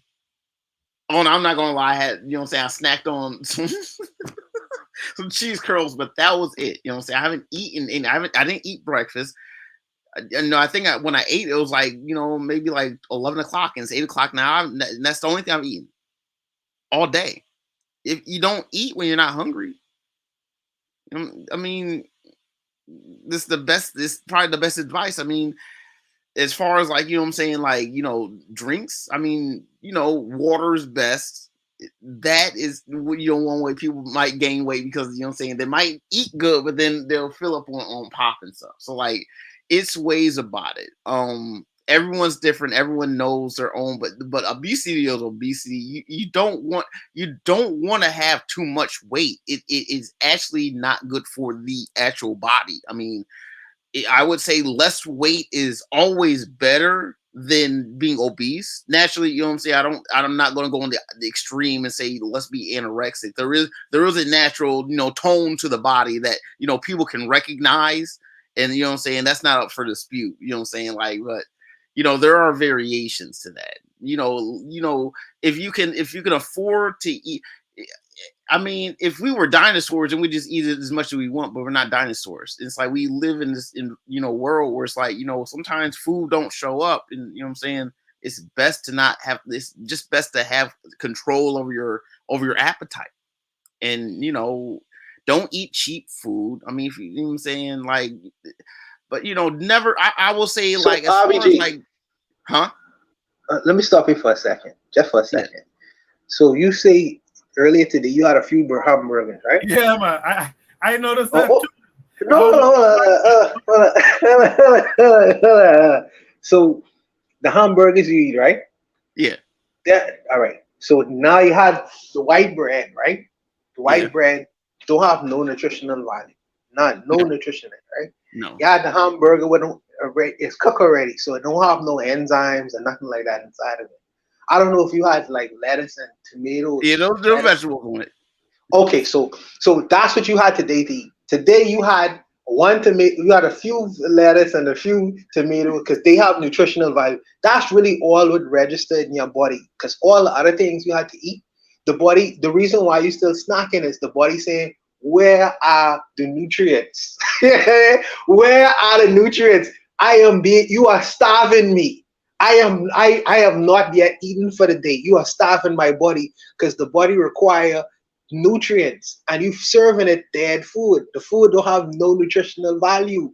So that's why you keep on snacking, because the body keep on asking, where are the nutrients? Give me more nutrients. I only had two lettuce, but off of the hamburger. I had 2 lettuce and 2 tomatoes, which had a little bit of nutrients in it, but I am still starving. You are starving my body. Please give me more. And you keep on serving it. No, I'm telling you. So you keep on giving it dead food, right? That's the reason the body keep on asking you, give me more nutrients. And this is the reason why you keep on snacking. So you keep on putting more dead food will have no nutritional value inside your body. And that's why you keep on snacking over and over. If you feed your body, try this for a minute. If you feed your body a bowl of salad would have maybe spinach, maybe lettuce, maybe green peppers, I bet you, and when you have drinking water, don't drink water. Drink like mineral water or coconut water. I bet you your snacking will stop, because at least you answering the body and say, here's the nutrition for your body for the day. That's what you do. You keep on doing that. You feeding yourself, and the body keep on begging you for, please give me nutrients, RBG. You're starving me. You ain't giving me none. Hey, giving me dead food. I eat vegetable cups like 3 or 4 times a day, and usually that'll be enough to take me, you know what I'm saying, most of the day. Like I do eat vegetables, you know what I'm saying? I eat fruit, you know what I'm saying? Raw fruit, you know what I'm saying? You know what I'm saying? I do intake, you know what I'm saying, raw vegetables and raw fruit. I do that. You know what I'm saying? I'm not gonna sit here and say that, like, but what I also do is like try not to eat too much. Like I'm not snacking I haven't, like when I say I had some snacks, like I had a couple of you know what I'm saying, maybe how would I describe it as maybe about 2-ounce bag of cheese puffs. So like after that I haven't, and that was probably like maybe 3. So when I was saying I was snacking all day, I mean, that was not having been snacking all day. I mean, but I mean, the point I guess I'm trying to make is that, you know, I would concur that, you know what I'm saying, it's sensible. I think, you know what I'm saying, you know, African people have, you know, fasting periods. You might say some of that's like Islamic, but you know, black people just have their times where they don't eat, and then you have your feast. You know what I'm saying? It's like I just think that it's common sense. You don't need to eat when you're not hungry. And the best way to not be hungry is to just be active, I think. People say, the idea that like you need to eat food in order to do something is part of the problem. Like food isn't like fuel. It's not like you need to gas up your body. It doesn't really work like that. Like you already have fat. You know what I'm saying? You done rested up. That's kind of your fuel. Like going to sleep is like the fuel. And then when you wake up, you're ready to go. You know what I'm saying? Like as long as you have any kind of like, you know what I'm saying, just residual, like, you know what I'm saying? Just like, you know what I'm saying? A lot of times if you eat at night, you shouldn't be hungry in the morning. It's just things like that. For me, it's like you're nibble on, you know what I'm saying? There's a couple little carrots, you know what I'm saying? You put some in your belly. I mean, it doesn't take much. I eat a lot. It depends on your activity level, bro. It depends on your activity. If you're going like, I used to work a job where I used to like literally dig holes all day, right? So in that case, it may help to eat a little something in the morning. You don't need to eat like, but if you're like going to sit in the office for like 8 to 12 hours a day, you don't need a huge breakfast to get along. But if you're like going old school farming, doing some physical activity during the day, so greatly physical exertion as far as your job, whatever. That's why I say it's not a one size fits all thing. It's nuance in there. You know what I'm saying? So if you're going to sit in a office or work from home, sitting in front of a screen, your diet should be way different than somebody who's like farming all day. You know what I'm saying? That's all I add to that, man. I'll also add too, I don't want folks to overlook this thing, but we gotta be real about the media that we consume too, because a lot of things that we watch, food is constantly being pushed. Coca-Cola, McDonald's, all that kind of stuff, constantly being pushed. You might not act today on that McDonald's thought. It might happen tomorrow. You just have a hankering for it. So the psychology behind food is important, as well as we have to also understand something too. You know, this sugar thing, even this salt thing, you know, but sugar more than salt. This stuff is a drug, man. This stuff is a hard habit to kick because it's related to food, it's related to eating and nutrition and all that stuff. Is different than a crack pipe. A crack pipe, you got to put that to your lips. But this food thing, you will put it to your lips because, you know, that's what food is. And I think that's the thing that we don't focus in on. They propagandize diets too. Buana or RBG, anyone else want to add anything here? Yes, sugar and trans fats kill way more people than crack and cocaine ever have every year. Every year. Right, that's a fact. I'm sorry. That is a fact. Trans fat is some of the worst stuff. Trans fat is one molecule away from plastic. Yeah, partially hydrogenated oil is one molecule away from plastic. Don't eat it. If you read the ingredients, don't eat it. Speaking of that, you know, there was a study recently that found that most human beings today have microplastics in their bloodstream, man. So, you know, the way this white boy designed this reality is something else. It goes back to that thing I talked about at the end of last show, that 2 + 2 don't always equal 4. You know, in their reality, man, what they put value on is some sick stuff, man. They will put 10,000 times the amount of salt anybody's supposed to intake in a day. Then they'll come back and say, oh, well, our brand decided we're going to cut the salt by 50%, but it's still, 5,000 times now what it's supposed to be. And that's the reality we live under. And because of it, we suffer. because we're not creating the alternative outlook, the alternative view. And a lot of us aren't looking for it either. You know, it's a sad merry-go-round that we're on when it comes to this stuff. In the chat, Trigger Happy 262 said, I think we as Africans need to do is really access a lot of our cuisine. I think it means assess a lot of our cuisine. People don't realize that even on the continent, some of the cuisine is because of colonialism, right? He says, this is why I also say speaking our language is important. A deep understanding of your language gets into names of crops and herbs that we may have missed. You lose that speaking colonizer language. He says the best case for colonialism affecting our diet is soul food and food in Kenya. Not all of it. I don't know all of their cuisine, he says. He says soul food has a lot of veggies. When it comes to food in Kenya, the British put people in ghettos and they would have to work for their living. They would give them like maize as an exchange, and that's where the problem came. Shout out to Sister Raw, who joined us in the chat. Shout out to all of you who are here tonight. Before I move on to topic number 4, Buana, what was the name of that brother from Grenada, the Rasta fellow who was in Nassau? Oh man, I can't remember. I'll get back. I'll put it on the comment section after the show. I can't remember it right now, bro. Okay, all right. Yeah. Well, if there's no other last words here, let's go to shoot the breeze. His name is Priest Kalish. Prince Kalish. Priest Kalish. Yeah, that's it. Shoot the breeze topic number. Oh yeah, Zuliism is out there. He said cassava and all these starch are not part of our diet. I meant to say that earlier. Like, I was astonished years ago when I learned cassava is not an African thing. I would have sworn up until maybe 10 years ago, I would have sworn up and down, you know, because we like cassava in the Caribbean. I would have sworn up and down that was an African thing. And come to find out, that's a Portuguese thing.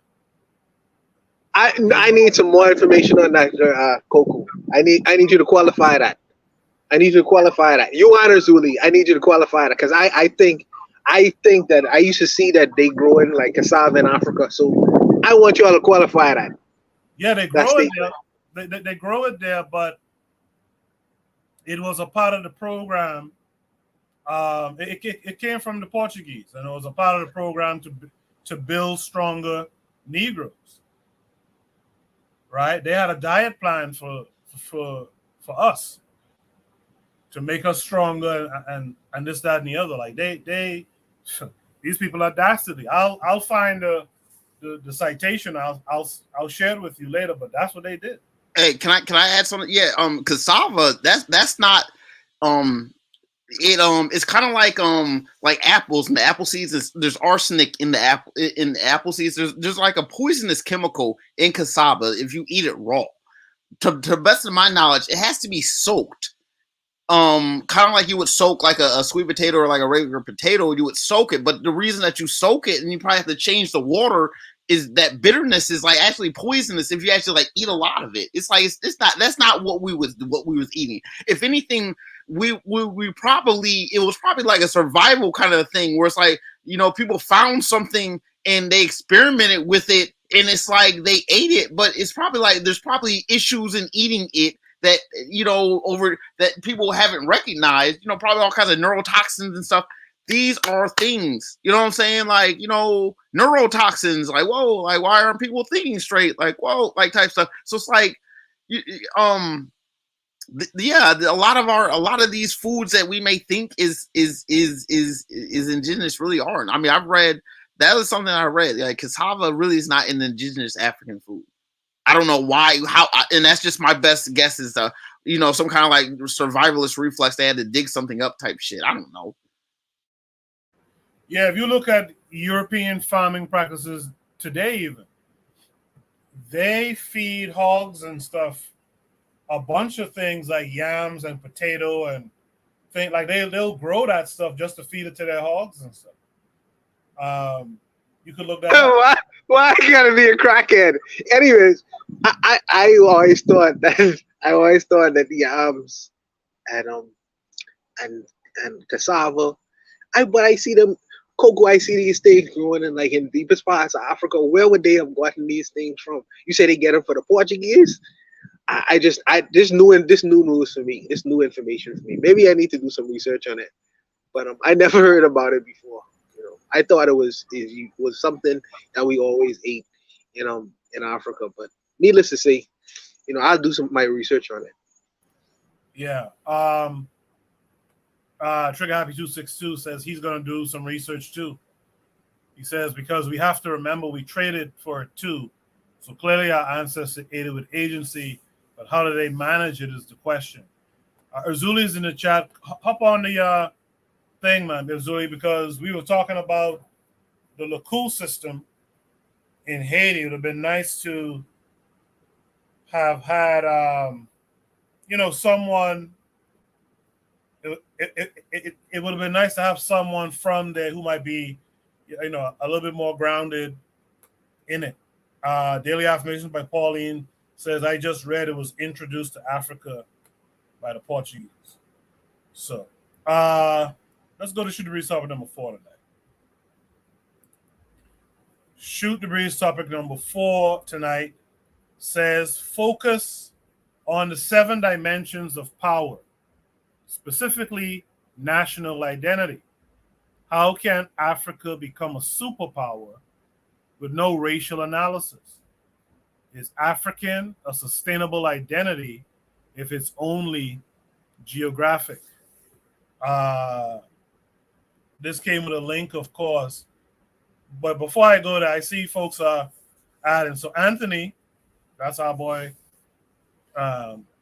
Bobby, right? He says cassava originated in South America and was first introduced to Africa in 1588 into the Bakongo Kingdom. So more and more info is coming in to let y'all know. This topic comes with a link. It takes us to YouTube. Pretty short video. We'll watch it, and then we will discuss it.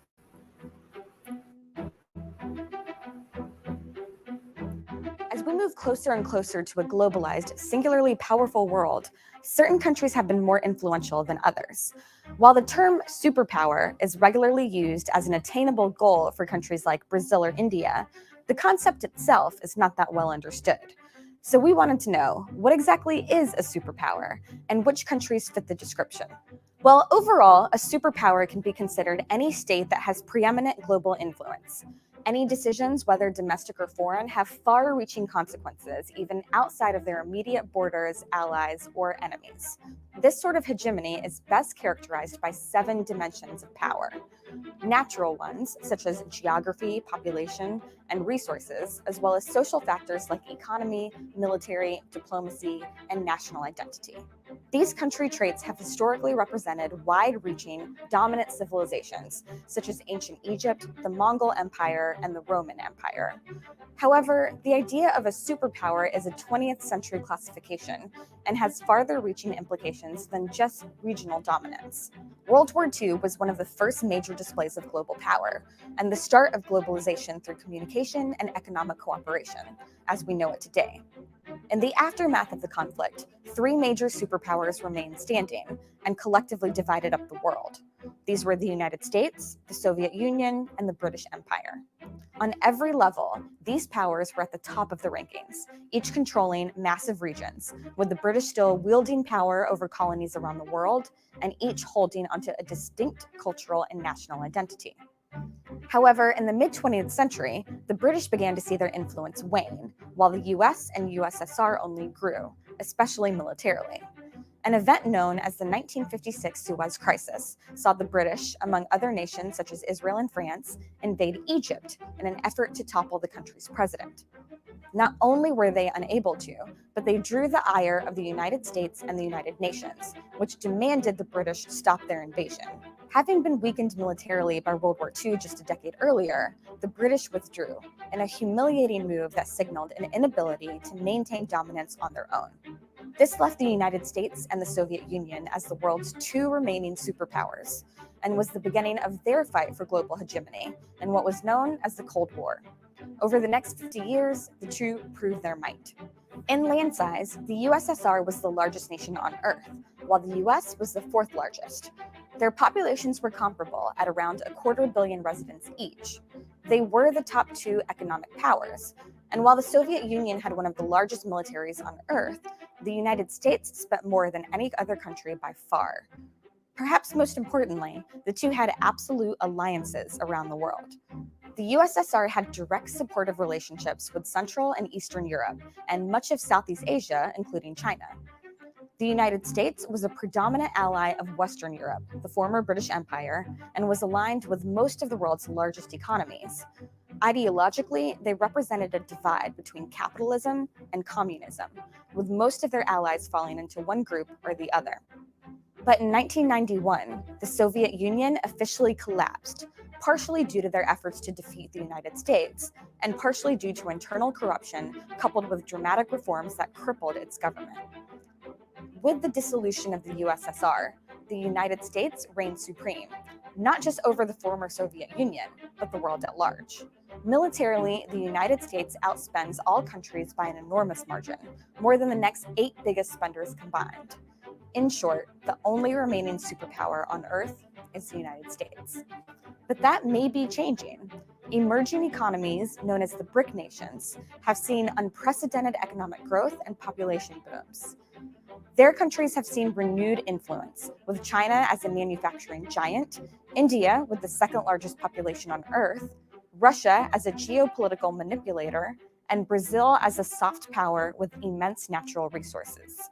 Additionally, the emergence of the European Union as a stable collective has raised the possibility that they will become the next superpower, similar to the United States, especially as the US has seen its international standing falter since the 2016 election.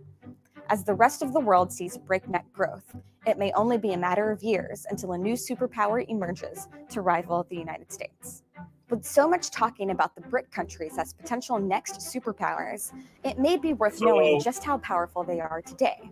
One of the things I'd like the panelists to tackle is what their concept of being an African is when they respond to this. The prompt says focus on the 7 dimensions of power, specifically national identity. How can Africa become a superpower with no racial analysis? Is African a sustainable identity if it's only geographic? That's an interesting part of that prompt right there. Real Black Gentleman, what say you? I will say that, let's see. RBG, how can Africa, I'm reading this out loud. I have to think about this. How can Africa become a superpower with no racial analysis? Well, I mean, again, this has to do with understanding that naturally there's more things that keep Black Africans, the nappy-headed people of the world, right, together than separate us. And a lot of things that separate us are just topological, superficial stuff. Again, languages, and these languages, these things can be separated. These things can be these things can be handled. It really does have to do with a sense of policy and the motivations. You're going to have it's going to have to be something that is probably led by the youth, that transcends boundaries. This goes back to the hip hop, bringing back the griots.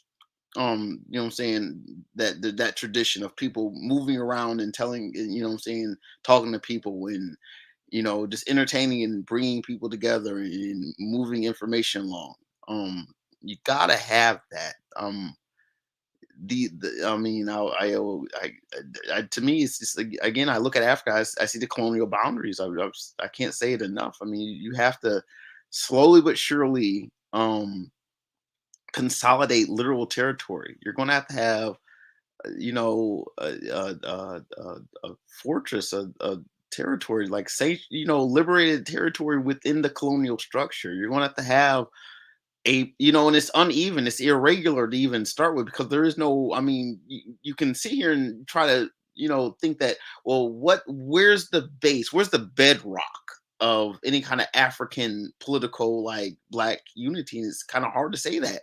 I mean, this white man did a damn good job at divvying up Africa in such a way that, black people have not just, like, formed like Voltron, and, like, these lines that we see on superimposed on the map are just not there. There's so many boundaries that separate black people from black people. And those are going to have to be dismantled. It's going to have to take a lot of faith. I mean, people in their whole national ways are going to have to literally just say, like, we need to think about something a little bit bigger than what this line is. I mean, it's going to have to be that way. And it's going to have to be structured in a very, very careful way, because you don't want to make an adjustment like that and then in the midst of what everyone else can see, because everyone can see what it is Africa is doing, but it's not impossible. And I just think that, again, it's just, I mean, it's just going to have to happen. You're going to have it can't be United States Africa. It's going to have to be one singular political unit. It's going to have to be, I mean, it's going to have to be from Senegal to South Africa to Somalia. It's going to have to be, I mean, it's not going to get there from here, but somewhere. I mean, I think East Africa is doing it, but at the same time, like, a lot of it's very unstable. You know what I'm saying? The AU is a farce. The Chinese bugged all that. You know what I'm saying? They bugged the whole AU Parliament building. So I mean, that's compromise. I mean, it's like, we're, black people are still, whenever we try to come together, there's still some outsider that just, meddles. So it's like it's not impossible between the outsiders and, our own personal sense of, my house is your house, my nation is your nation. To kind of say this, so to speak, of the whole Mikasa Sukasa type deal. But with very real, like, understanding that, like, the oppressors that speak French and the oppressors that speak, Portuguese, they're talking to one another. Why aren't we in cahoots with? You know what I'm saying? They work with each other. Why aren't we working with each other? And it's kind of it's messed up, because when I say that, I can say that, and then we go back to the Kenyans under the UN, banner going into Haiti, which, I mean, I initially thought it was good, and I think some of you guys have kind of talked me out of it. And, like, I really genuinely don't want anything bad to happen. I'm not going to sit here and say Kenyans bad for doing that, because I mean, this is genuine black action. Although the political is nonsense, I mean, if it's bad, it's bad, and clearly, we understand why it could go wrong. But, like, again, let black people try to help black people's problems. Oh God, it's always a tightrope. I mean, it's difficult. I mean, I think that the coups are definitely a good help, and I think that the only way to do that is to pry all the colonial powers out of Africa. And you might have to do it one at a time, or do them both at the same time. I mean, then you have people who are in power who, I mean, some of them are genuinely trying to do their damnedest, to actually do the real thing in real time. For their people, and for, what's really true and honest. You know what I'm saying? It's a mixed bag. I mean, you can look at Africa, you can look at the people there, and you can make your own decision. I don't necessarily have to tell you. I have my own opinion. I'm not so inclined to necessarily, like, spell everything out right now, but it's not easy. It's going to have to be a lot of people just coming together. It's going to have to be people just saying, like, two countries are now one country. And I don't even know how else to say it. That's going to have to be the only way. I'm going to pass the mic. Thank you for that, RBG.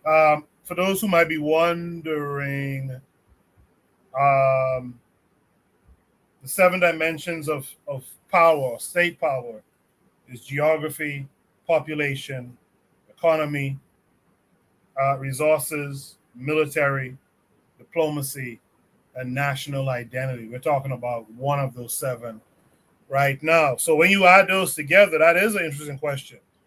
What is an African? We know what an African is in terms of geography, in terms of being continental African. But what is the economy? What is our economy that we can speak to that helps define us as African? I'll be curious to hear what Webb has to say. But first, let me shout out Black Steel. He's out there in the chat saying good evening. Glad to see you, because I remember you were sick last week. Wanted to make sure you're still with us. Afro Native World is out there as well. Trigger has some comments. I'll get to those after I get to the panelists. Let me hear from Webb on this. D-Webb, what say you? My question is, do you want to live long enough to become a villain, right? The only way you become a superpower is in the classical sense of the term is to colonize people. You have to be a colonial power. Even the example she gave with Rome, and the different superpowers, even the US, the US has 700 military bases in 100 countries. That's why they spend more than all of the other countries combined, at least the top 3 behind it combined, because the only way to become a superpower is to engage in colonialism. Do you want Africa to engage in colonialism is the question. Not to mention, I don't like to speak in Africa as a monolith, because Africa's 54, 55 countries who all have their own agenda and own things to consider when they do business. So to me, the conversation is a little bit more nuanced than what's made out to be. But honestly, to tell you the truth, I don't believe these classic examples that was given is going to equate to what the future may hold, because we live in a different age. We can see it right now, where you got half the world marching with Palestine flags in their hand, right? Where culture is going to make a huge difference. Culture may even bridge military might going forward. As crazy as that is to sound, because people nowadays have access to a lot more information, and have a lot more access and are drawn and actually attached and have an emotional attachment to other people who they never met and never even went before. So I would make, I don't know if people heard of 4th generational warfare or 5th generational warfare. You might want to do some research into that. Whereas we're seeing a shift into things, and honestly, the US is going the way of Rome right now with that whole BRICS thing and spending more and having 700 bases in 100 countries, where you're overextending your power to the point where you're watching a dying empire. And do you really want that whole cycle to play out for Africa? Do you want Africa to do the same thing that all these other, because all of these people that mention the superpowers, guess what? They're not fucking superpowers no more, right? So to me, if you want to have a sustained type of deal, you kind of need to think about it in a different type of way. I would more so advocate for isolationism, to be honest with you, in the vacuum. Now, kind of getting back to the prompt where we speak on the national identity, Africa, the African identity. In order for that to come into play, you have to have some kind of sustainability, whereas people have to have a tie to the continent. I think half of the stuff you're seeing right now with the rise of the FBA and the ADOS and the vitriol between this diaspora nonsense is because largely a lot of people in diaspora don't have a tie to the continent. If you look at, for example, Mexican Americans or Mexicans, wherever they may be, they go back to Mexico every fucking so often, right? Where they have a tie, an actual tie. They have family there. A lot of people spread out there as a diaspora don't even have, family that can name on the continent. So to be honest, you need to start from ground zero and start building a bridge. That should be number one. Fuck all this superpower talk. You need to crawl before you can walk. There needs to be a tie. You need to start promoting Africa as a place to where people can come and visit and build families and have families here where you come in once a year. If you look at Israel right now, Israel has the largest amount of people who have dual citizenship, 20%, I believe, of Israel. They come back every year and they have a tie to America. You've seen pan-Europeanism at play with a lot of NATO and things of this nature. People, even in Americans here, go back to Europe so often, and to me, if you're going to talk African identity, you need to start with having a sustainable way for Africans throughout the diaspora to go back to the continent where they can feel they have a tie. And to me, that kills a lot of nonsense. That kills a lot of nonsense that you have out here. It needs to be more than just being melanated, yo. I deal with a lot of Indians, half of them darker than me, and they have a tie. Is more so not their look, it's their culture. It's the fact that they share a religion, it's the fact that they share a language, it's the fact, you know what I'm saying? So there has to be that in itself needs to be handled before you can even talk like superpower or anything talk. There needs to be a bridge built, and I don't see that right now. So that's all I got, bro.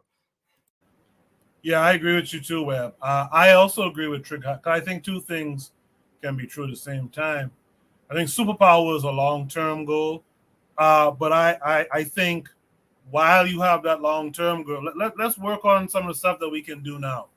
And that's one of the issues I have is, when we look at these other folks, like right now we're looking at Israel and the Palestinians. And, one thing with Israel, man, that like Webb kind of alluded to, these guys have their family, they live in Brooklyn, but they still got family in Israel.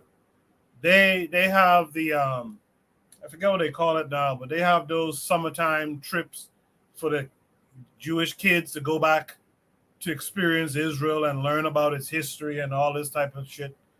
And we don't have that. We have some verbal invitations. Hey, come on through. But where is it structured for us to go there and really reconnect with the place, reconnect with the people and the cultures, like some different tribal groups or whatever should be happy to say, hey, man, the people who were taken, who were from the Mendi tribe, a lot of them went to so and such place, and you guys are from there, man, we will accept you to come back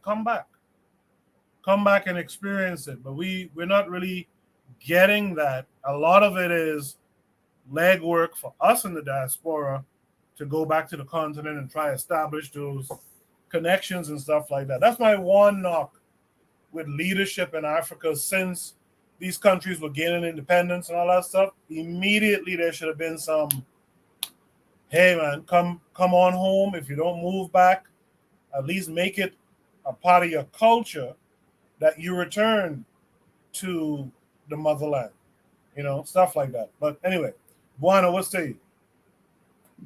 Yeah, so I listened to D-Red diatribe, and what is unfortunate is brothers like him with the opinions that he have about the world.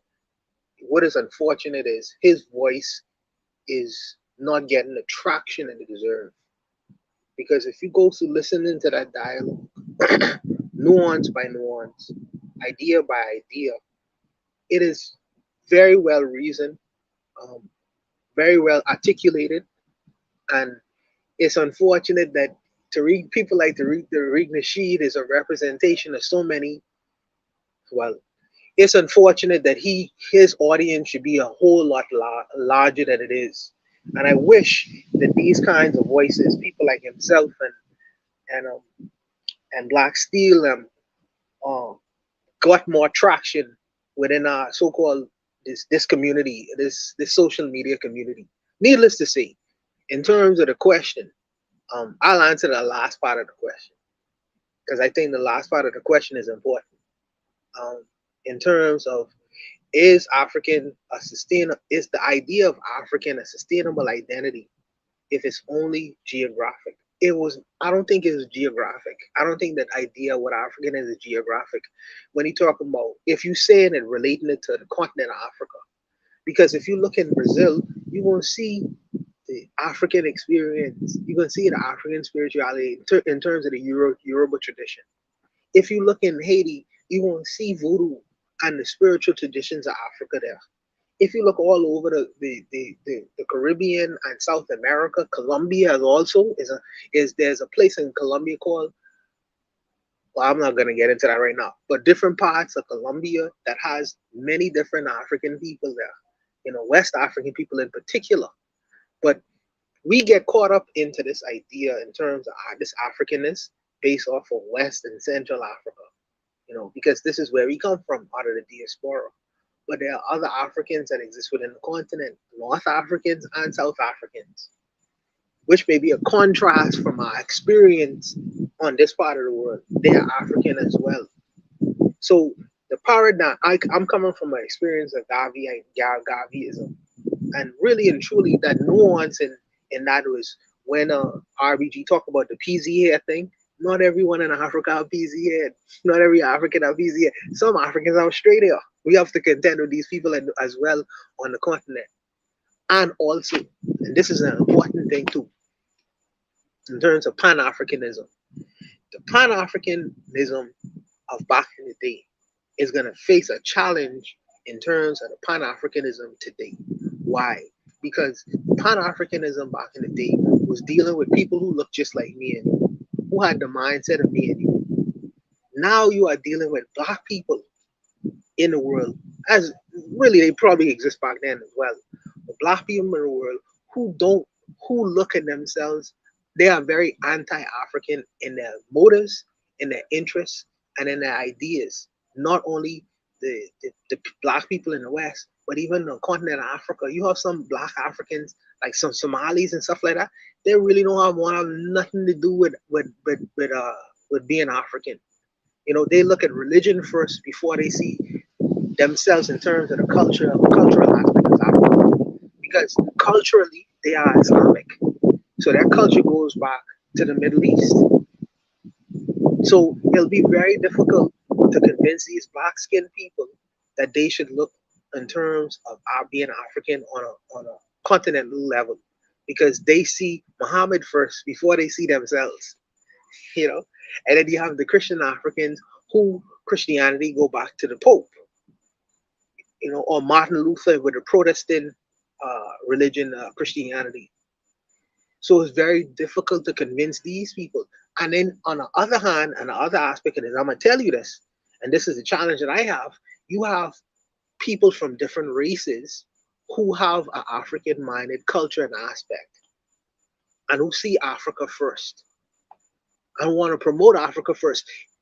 There's a thing right now on social media where this lady called Cynthia G has been banned because she was instigating the genocide of Black males, the abortion of Black males.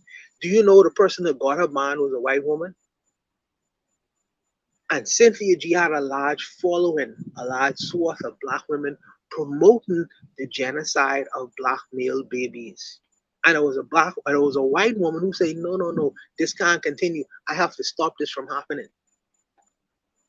She's speaking on behalf of Black people indirectly. She have an Africanist mindset, whereas the Black woman have an anti-Africanist mindset. So how does a Pan-African deal with people like these in this particular period and point in time? This is going to be the challenge going forward. So I feel like the idea of this African going to extend beyond skin, and they're going to extend towards culture, interest, and mindset. Is going to have to be expanded. This is our challenge going forward. So when my brother Harsh Reality talk about different nuances that we have to contend with going forward in the current society and in the future, that is an actual fact.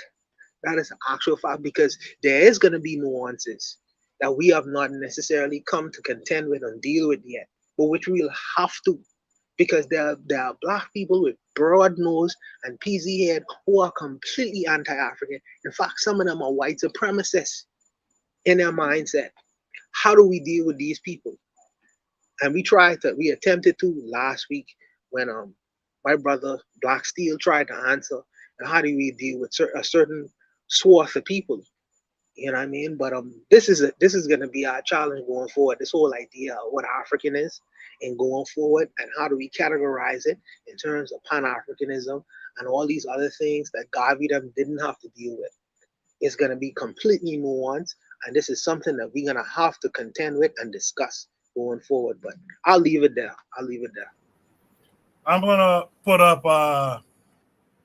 Zuliism said no African has straight hair. I'm gonna put up this one message from Trigger Happy. He says, I have to ask a question again. Don't you think that makes African as an identity weak? If we have some of our people who are Black Muslims who say they are more Muslim than African. Anyone can respond to that. Go ahead.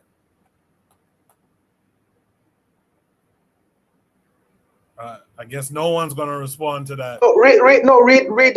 I have a question. Again, don't you think that makes African as an identity weak? If we have some of our people who, I don't think that it makes African as an identity weak. I think that what has not been defined yet is the African aspect has been defined by some groups of people for us. In terms of the Western society, describe what is African. The African continent, which in terms of the people did not exercise any degree of agency. Sometimes, right now, we are waking up out of that slumber and we are exercising our agency and have been defining in terms of what we say is African and what is not African. We have been self-defining. These terms have been defined for us. So I think that now what makes a person African is not a weak thing. I think it makes us actually strong because we exercise our agency, whereas in the past we have not. These labels have been put on us. You know, African is a person defined or categorized by his skin complexion or skin color back in the day. This was the colonists have done. But now, you know, in terms of Pan-Africanism or in terms of agency, we saying, well, that's not only it. You have to add these things too. You have to add culture. You have to add what the person's interest is. You have to add mindset. All these things I feel should be added on to this term, what an African is. And like I say, this is going to be the personal challenge of the Pan-Africanists going forward, because you have Black people who are anti-African. Make no mistake about that. Are completely anti-African, even though they have black skin and peasy head and broad noses, just like me and you. So this is the thing that I feel like we should contend with going forward. But I'll leave it there, man. I spoke too long, so. I kind of think that's an ahistorical view, man. Like, when there have always been people who have identified for different things. Like, when has Africa just been completely 100% united with everybody on the same fucking page, agreeing to everything and just kumbaya holding hands, right? Like, I that will never, ever, ever, ever, ever happen, yo. Like, it will never, ever happen, yo. So I think you're setting yourself up for failure, and you're setting yourself up for frustration and a loser mentality to think that 100% of people would agree to whatever mentality, and looking at yourself as weak because 100% of melanated people who may have African ancestry don't agree to every single part of your ideology, right? You will always have outliers, yo. That is humanity in a vacuum. You feel me? So I don't even subscribe to that. It's like when you sit here and argue about the fucking 100 FBAs that exist only on fucking Twitter and other, you don't even see these people in real life, you know, but you focus on those, you know, half of whom are bots, man, they even be Black. You know, when you focus on this minority, right, you kind of set yourself aback, and you set yourself up to frustrate yourself in the long run. So yeah, Black Muslims say they're more Muslim than African, but is that the majority of people? Is that 90% of Africans who say they're more Muslim than they are African? You know what I'm saying? Is that 70%? So to me, you know, I wouldn't even look at it like that, because you're just gonna end up frustrating yourself, yo. That's what I got on that. But harsh reality.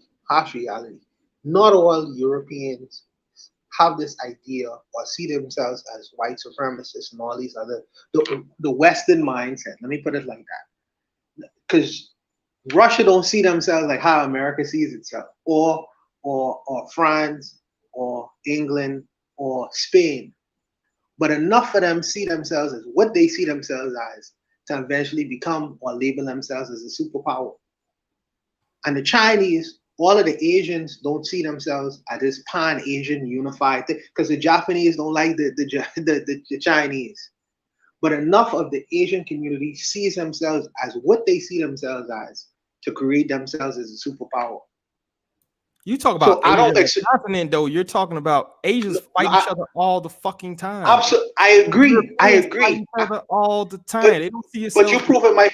Yeah, but you proving my point, because I don't expect the whole of Africa to completely agree and to see themselves as one thing. But I'm saying that enough of them should, even if it's just West Africa. That's why I spoke on the minority. That's why I said the majority. When you're focusing on minority, when we should focus on that's the majority. I'm with you. Yeah, I'm agreeing. Yes, so I focus. I try to focus on the majority in regards to our competition. You know what I mean? Our competition in the world, and I feel like that is an important thing to focus on, because we are competing. We in the race. We're in the race. But the brothers, them. Okay, I hear you, brother. You know what I mean? I hear you, brother. This ain't gonna be a back and forth, man. I hear you, brother. Let's keep on rocking out. I'll leave it.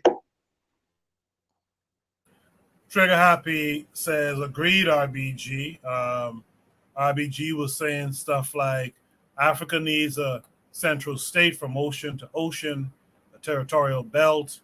He says from there, everything else will aggregate. Trigger Happy seems to agree. He says, but how do you sustain that territorial belt? This is why colonial scholars emphasize that we are completely different, that we can't unify. Many Africans perpetuate this today. There were other comments in the chat. I can't get to all of them. I appreciate every last one, though. You guys listening into the playback, pay attention to the chat, pay attention to the screen. I put comments up there all the time. With that said, I guess if there's no last thoughts, let's go to Shoot the Breeze topic number 5 tonight. Shoot the Breeze topic number 5 tonight says, what is Julius Malema doing? Is he right or not? This came with a link. I saw this video, a piece of it. No, I saw this whole thing this week. You guys sit back. Let's take in this show, The Saint and the Sinner, talking about Julius Malema thinks homosexuality is more important than electricity in South Africa. He's protesting is the democratic outcome, the creation of laws in an entirely different nation, which is to say he is trying to influence policy, control the thinking of people who are outside of his country. Damn it, it sounds like imperialism. Oh, but yet you are the one who is against imperialism. You are the one who is against imperialism. I guess when the imperialists are white, that's when you're against them. But we know that within you is a white man. Oh, no, actually a white woman. A liberal white woman is inside of you, Julius Malema. And let none of us have leaders that look like this. Disgusting. A leader should be a strong man where young boys can look up to him and say, I'd like to be something like that. Oh, and mind you, if there are any low IQ persons on, I invite you to come on. I will provide a link. You can come on and tell me something that I don't know. Because we have so many sophists, so many philosophers apparently on YouTube who are inexperienced, provincial, uneducated, and generally dim-witted, and they hide in those comments. I will let you come on and speak your mind. If you have something to say against what I'm saying, I will let you come on and speak your mind. But do not babble in the comments, or else we will assume that you know that you don't have facts behind you, and you know you are of inferior intelligence, and you are just babbling to get attention. He's wrapped himself in the flag of sexual deviance. Let's hear what he has to say. Museveni brings this bill that is anti-human. Now, the foolishness. One, he's addressing the head of state of another country, Museveni. You're not the head of state. He is. So there's obviously, in a hierarchical sense, he's already way above you, little buddy. You talking above your pay grade. He's the leader of his country. You're a politician in your country. That's number one. Number two, he's the leader in his country, and he represents the people of his country. You're in South Africa. Why are you trying to influence that country? Why are you against the democratic outcomes in that country? You see, this is the problem with these filthy animals. And when I say these filthy animals, I'm referring to the white liberals, which are inclusive of Julius Malema. What they do is they like democracy only when it yields the outcome they want. They love democracy because generally democracy represents a weak political structure that is easily influenced by foreign interests, foreign capital, foreign corporations, foreign governments. That's why they like a democracy. And also because they can move in and move out the leaders that they want. That is precisely why foreign entities love what they call democracy, but so rarely is it actually democracy. Most often, these persons are hand-selected by the West. Yes, and they're funded by the West. And if they start to misbehave, then things get all bad. They get real dark, and the West finds a way to replace them. Coup sometimes. Sometimes they foment unrest. They spread misinformation. They put on economic sanctions. All kinds of things. It's a dirty game. So you're hearing a politician in South Africa speak about the head of state, the democratically elected head of state in a different country. And he's arguing against democratic outcomes in another country. And he's trying to influence the politics in another country. Sounds interventionist, sounds imperialistic, sounds arrogant, and it sounds un-African because he's trying to push out something that is completely out of line with African values, with African religion, hell, even Western religion. Come on now, let's hear about it. Because gay rights are human rights. He just said that gay rights are human rights. See, this is a lie. Let me break down this for you. They utilize linguistics in curious ways to confuse you. First off, you should ask yourself, well, what are human rights? What are we talking about? Usually human rights are those things that are so fundamental that we would presume all persons around the world have them. And these are not things that are granted by government, but rather it is endowed upon you just merely by being born as a human being. Gay rights are not human rights, you see, because the right to do something that is generally considered filthy, the right to do something that has historically been documented as a mental illness, the right to do something that is detrimental, not only to you, but to those whom you do it with, and then the children who may be onlooking upon your filthy ways. No, that is not a right to do something like that. Every society has a morality that the masses in that society decide upon. And the masses have decided that they will not allow sodomy. They will not allow these perversions in their nation. It is their right. What gives him the right to tell Ugandans or to tell Tanzanians or Kenyans or those in Gambia or those in Gabon or those in Nigeria what they should do? What gives him the right? I would never trust a man who barely looks like a man. He actually looks like a transgender man. He looks like might actually be a woman. No facial hair. No muscle mass. I say that to say that he is weak. And don't you ever let a weakling lead you. You see, that's been the problem in African nations. They let weaklings lead them. They let weak men lead them. And South Africa has a history of this. They have a famous weakling. His name is I try to suppress it psychologically. It's a point of disgust.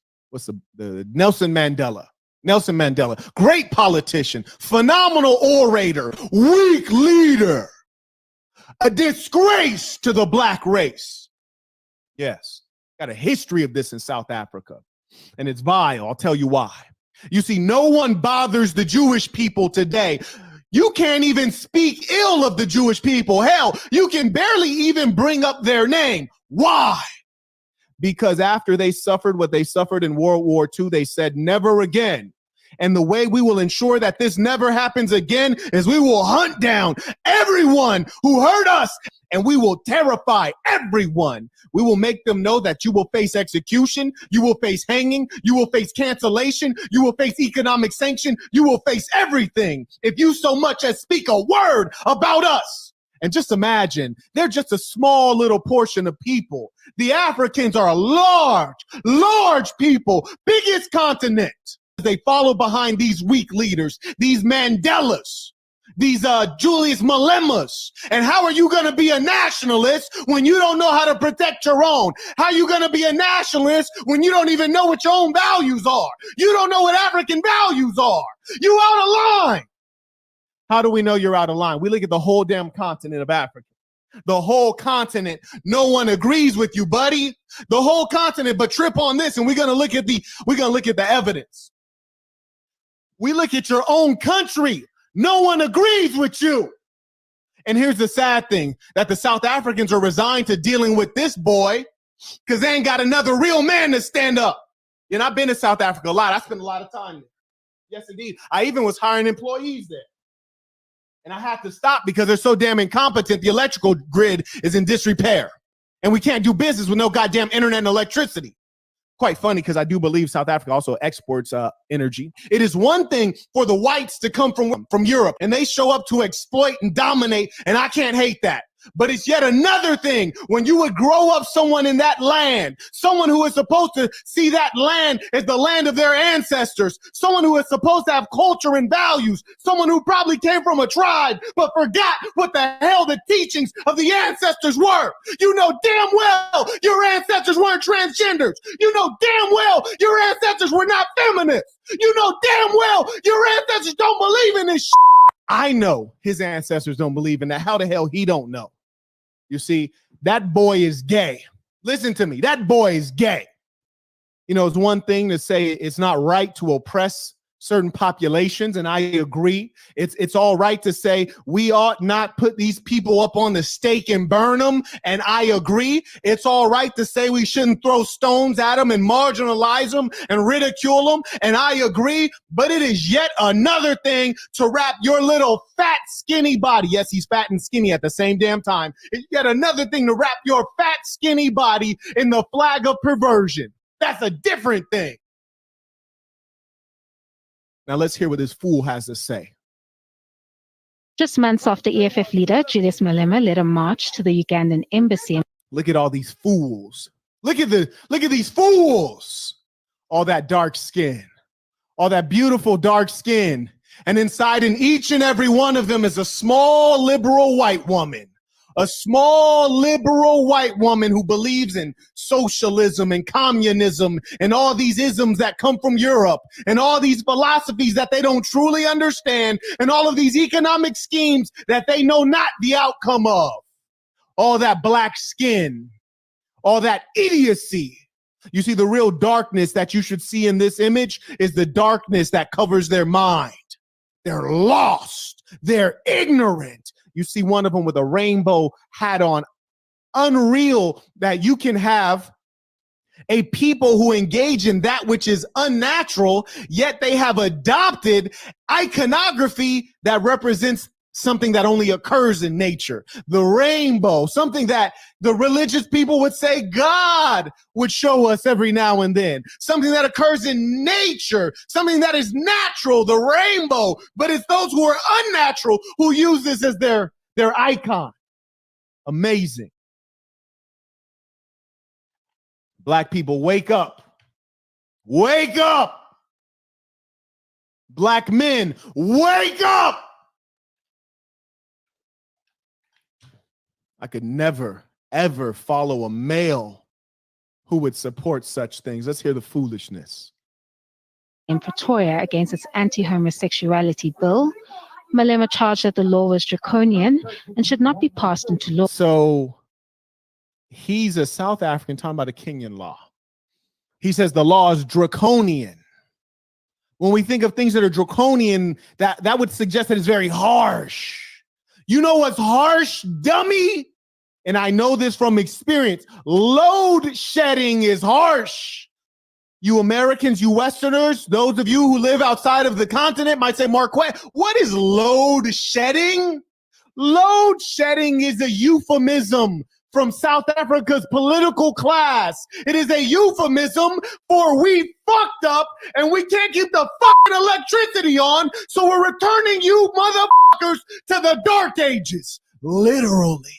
It will be dark because we will cut off the electricity. Yes, and you will live and try to do business and try to engage economically in a fucking backward ass environment with no electricity. And you won't know precisely when it's going out or precisely when it's coming back or precisely how long it'll last or precisely when we'll be out of this quagmire.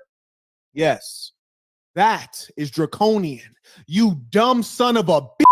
Yeah, I went there. I went to Cape Town. I went to Camps Bay. I wanted to buy a house and open up an office and do business in South Africa, and I couldn't because you motherfuckers have bad electricity and bad political leadership. And I bet you there were people who had more money than I do who would love to do business in South Africa. I bet you there were people who are already in South Africa, corporations already in South Africa that have to leave because you can't keep the motherfucking lights on. I understand. I grew up in poverty. I grew up in a ghetto. I had times when my mother and father could not pay to keep the lights on. But here's the thing. My mother was a crackhead. Here's the thing. My father was in and out of prison. So why is it that South Africa's government basically adds up to my crackhead mother and their ability to be responsible? That's the kind of thing that should make you mad. You guys have elected crackheads to political office. They're about as competent as my mother was when she was on crack cocaine. Can't keep the lights on.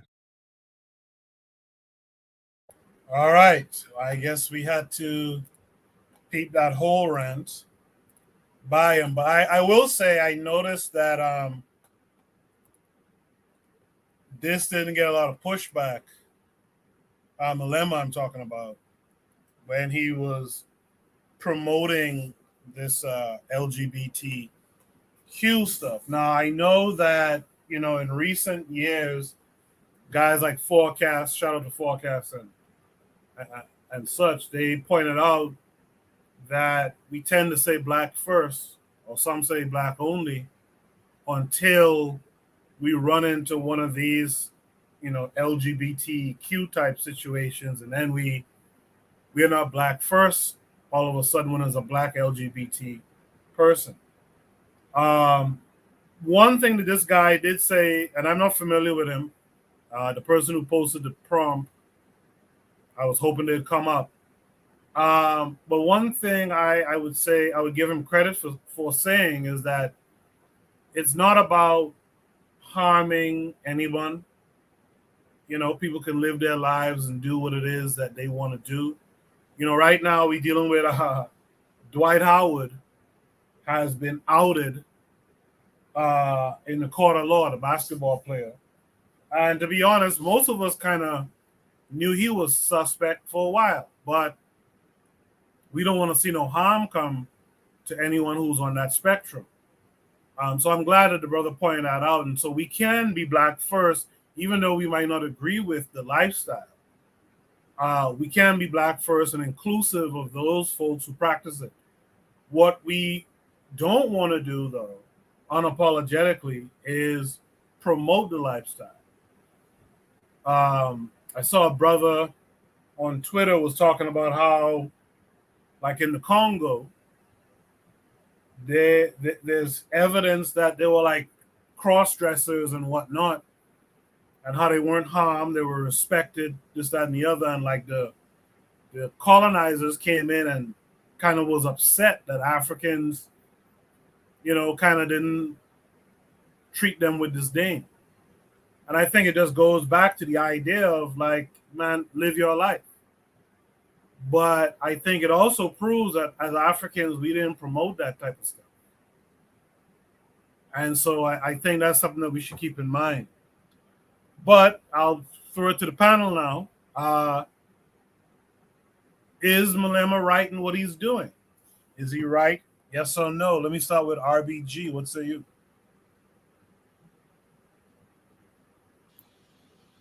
Man, I didn't necessarily even want to go first, but look, we can't sit up here and promote this. We can't have like what's supposed to be vanguard political people out here, you know, majoring in minors. We can't do it. That flag is a misrepresentation of light itself. It's not something that, I mean, I thought that, I remember when he went up into parliament and he had his EFF and they all had their little red jumpsuits, right? That was years ago. That was maybe 10 years ago, maybe like more than that. Yeah, this is I mean, listen, Kenyan anti-gay activist Lumumba to speak at EFF. See what I'm saying? So like, this dude's going like kind of like, again, be captain, you know what I'm saying? Captain Save him, you know what I'm saying? With his, you know what I'm saying, rainbow cape on, dude. It's like it's not what it's never good. It's never good. It's like, why would you even like be extra with it? You know what I'm saying? Why would you be the mascot like that? Why would you need mascot even for a day like that? You know what I'm saying? Ain't no calculation for me. Like, there's just, you don't have to do, it's like the whole spectacleism of it. You know what I'm saying? It's like, you know what I'm saying? What about his flag? You know, have you ever seen him wrap his flag up like that? It's like, that's like, you don't want to put it to the same level. Like, that's not a national flag. That's that international flag. That's like more UN, more colonialism from overseas. Like, you know what I'm saying? Like, I don't get it. Why grown men even come on, like, I don't think anyone is going to do that. I mean, it sends a wrong message. It sends a message that, you know what I'm saying, to impressionable minds, into people's outs. Man, come on, man. Don't South Africa had they had this dude you know what I'm saying, they had all these you know what I'm saying, there's all kinds of sexual perversion down there with the, you know what I'm saying, down there with you know what I'm saying, a lot of, you know what I'm saying, it's a bad look, to say the least. It's like, what, you know what I'm saying? Now this dude, again, in all what we talk about with culture, this is like, these international people can come in and send their symbols and flags and have them wave around, and it's like, I mean, naturally that comes with resources, you know what I'm saying, fuel for the plane trips, you know what I'm saying, full of people with hotels when they go there and they do they missionary work of the 21st century, as it were. So like, you know, that has to be, you know what I'm saying, it's just a lot of the whole, they come in with gifts and with, you know what I'm saying, good intentions, and you know what I'm saying, that colorfulness of, even of the flag, it's just a one big, just like, you know what I'm saying, spectacle, and just, you know what I'm saying, it's not a solemn, like, you know, colors, you know what I'm saying. I don't, it's not what it is. I'm gonna pass the mic now. Appreciate that, RBG. Trigger Happy in the chat says, I would really like if we could get a really deep analysis when it comes to this topic, because a lot of this justification is science. For the opposite position, there needs to be scientific arguments. You know, Trigger, I'm going to say this, and I'm not going to dwell on it, but the implication is that we don't give deep analysis here. And my thing to that is, you know, come and be the deeper analyzer. You know, and of course, there's not any attack on you or nothing like that. But, you know, like Thanos said, all right, I'll do it myself. Like, let's be grateful for what the panelists, the people who come up and share their thoughts, I'll be grateful for what they bring. And if you want more, be the more. I'll leave it at that. With that said, let me hear from Webb on this. Webb, what are your thoughts? Yeah, I hate to admit he was cooking for a little bit there, bro. I wanted to get he needed a spoon and he needed a spatula. But it was kind of a comedic tone. That's kind of why, you know, Trigger Happy's comment is kind of weird because this to me, honestly, this was not even a serious video worthy of a super deep analytical analysis. This is a dude ranting into a microphone. Some of the parts you will agree with, some of the parts you don't, to try to like scientifically break. He wasn't even scientifically break. How the fuck you gonna break down scientifically what the fuck he was saying? He's just ranting about South Africa not having fucking power and shit, you know?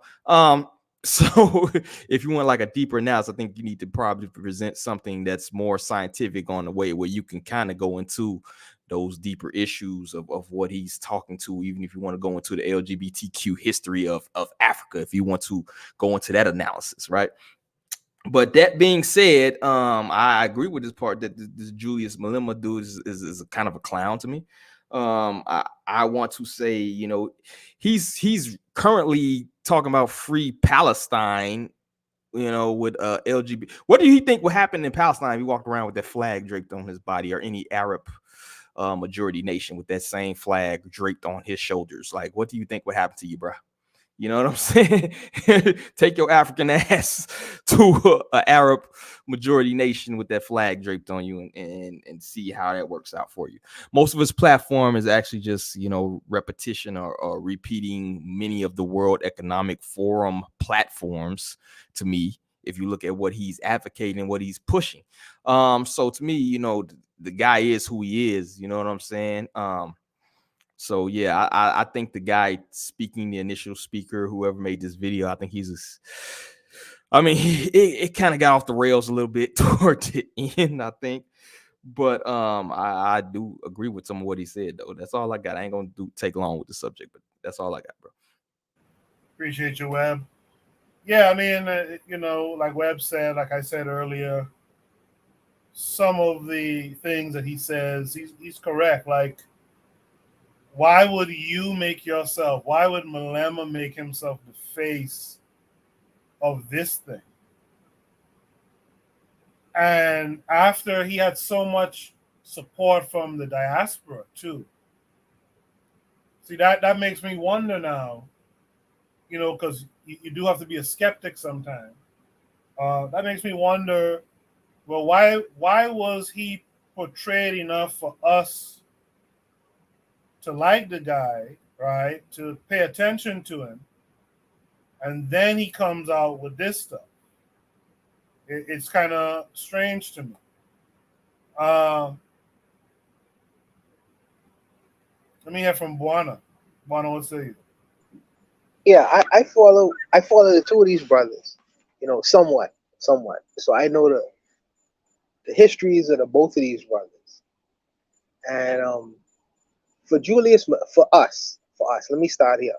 For us, in terms of leadership, the kind of leadership we want is we must agree on every issue that leader proposes before us. For him to resemble what we agree to as leadership in our eyes, he has to agree on every front, every issue. And I don't necessarily think that's what makes a good leader.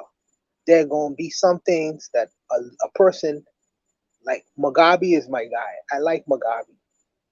But there are some policies and some ideas of Mugabe I did not like. I completely disagreed with. Because I understand, but because I understand, not every human being is one thing. A human being is extremely nuanced. You have different facets and functions. Now, this guy was right when he said the majority of Africa are anti-LGBT. Why does he have LGBT in his mouth? That's a valid question. That's an absolutely valid question. You know. Also, Julius Malema is a Marxist. I'm not a Marxist. I disagree with the idea of Marxism. But I know some of my brothers hold fast to Marxism and socialism. Does that make him a good and a bad leader? It depends on who you asking. You know what I mean? I think that some of Julius Malema ideas are good ideas. There's some ideas that he have are far-fetched. This is the problem sometimes we have with politicians. You know what I mean? Sometimes you have a politician, or even in leadership. You know what I mean? All Julius Malema is doing is proposing a system in South Africa that he feels is going to be beneficial for the majority of South Africans. He may stand on a platform or LGBT that I personally disagree with completely, but some people in his, some voters in his constituency or even in South Africa may want that. I don't know. I personally don't know. Marquette, on the other hand, there are some things that I could point to him personally and say, let he with clean hand, a person with clean hands should come before any judge or adjudicator and make accusations with someone with dirty hands. Marquette don't have the cleanest hands as well. Marquette was the Satanist sinner was once a proponent of pimping. Iceberg Slim, big supporter at one point. He changed his platform. He started talking about other things. No problem. A man can change his positions on other things. Marquette is a Muslim too. He have a religious perspective that I don't particularly agree with. You know what I mean? So for him to lobby one black man to lobby allegations at another black man, where there's some things about that black man I don't agree with. There's some things about the accuser that I don't agree with. But because he sound like he making sense, what about the white girl who been in support, and why his white girlfriends and the white girl who probably behind the camera right now, who been supporting him throughout his career? His little white Becky. He talking about African politics. I feel like sometimes these brothers get on a platform to browbeat Africa from the position of where they stand at. South Africa currently has light problems and light issues. Nelson Mandela became the president of South Africa or in power in 1995. The light issues is a recent problem in Africa. But hey, they are in Africa. There are gonna be issues that arises in trying to perfect the country. What country is this man currently governing to ensure sustainable light is going on in that country? None. He's standing from a platform where he lives in the United States, talking about another person's country. He's doing the same thing Julius Malema is. Let he with clean hands be the accuser and come before and make the judgments. But he doesn't run a country. He doesn't know what goes into that.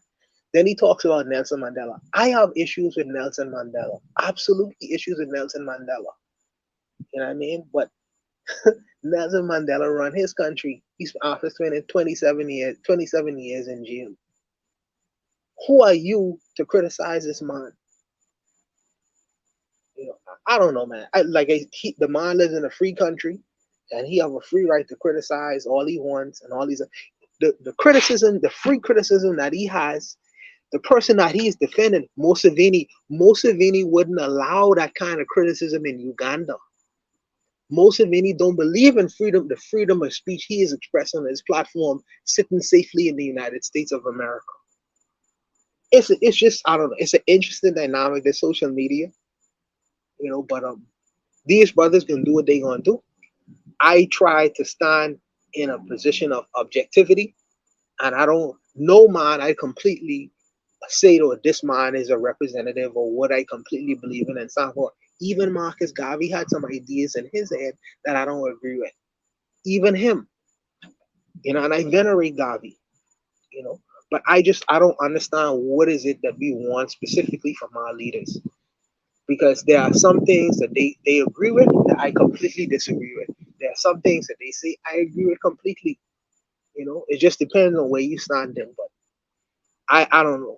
I slow to stand in judgment a certain black men, but I am not an advocate of the LGBT organization. So, but I'll leave it there. I'll just leave it there. Appreciate that, Juana.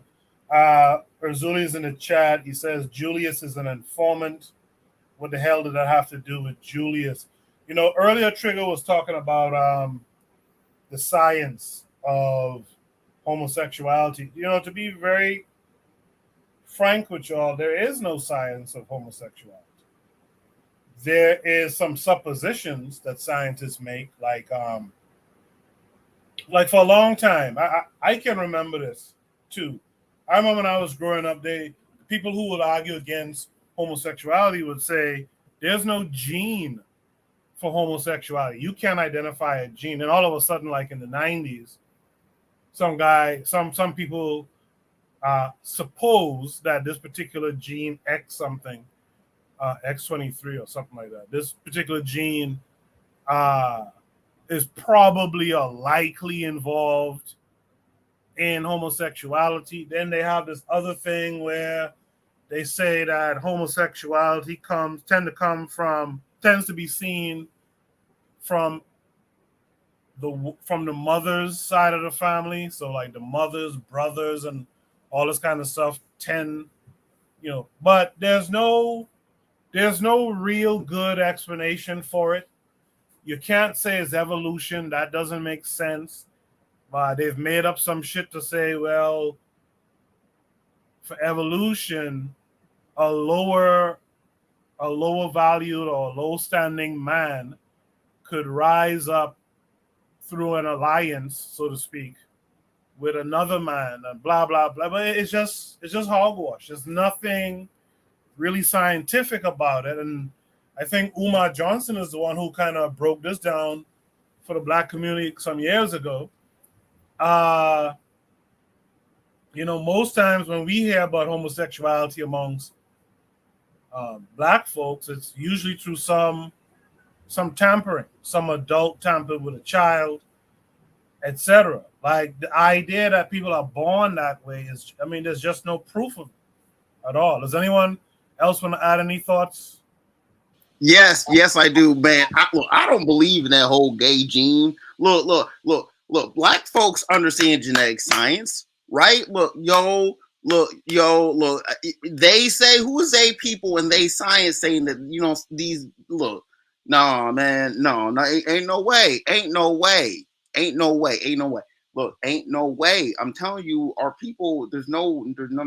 Anything, any kind of extrapolation, retrograde about Black people in just no. In Black Africa, no, absolutely not. I mean, no. I think that the whole idea, there's no reasoning to even predicate that, because the whole idea of the family unit and actually having a man it's difficult for me to even like try to attempt to like try to make sense out of something like that, because like it, what I'm saying, it's all speculation. And I don't want to sit here and spend a lot of time speculating on like incredibly minute kind of situations.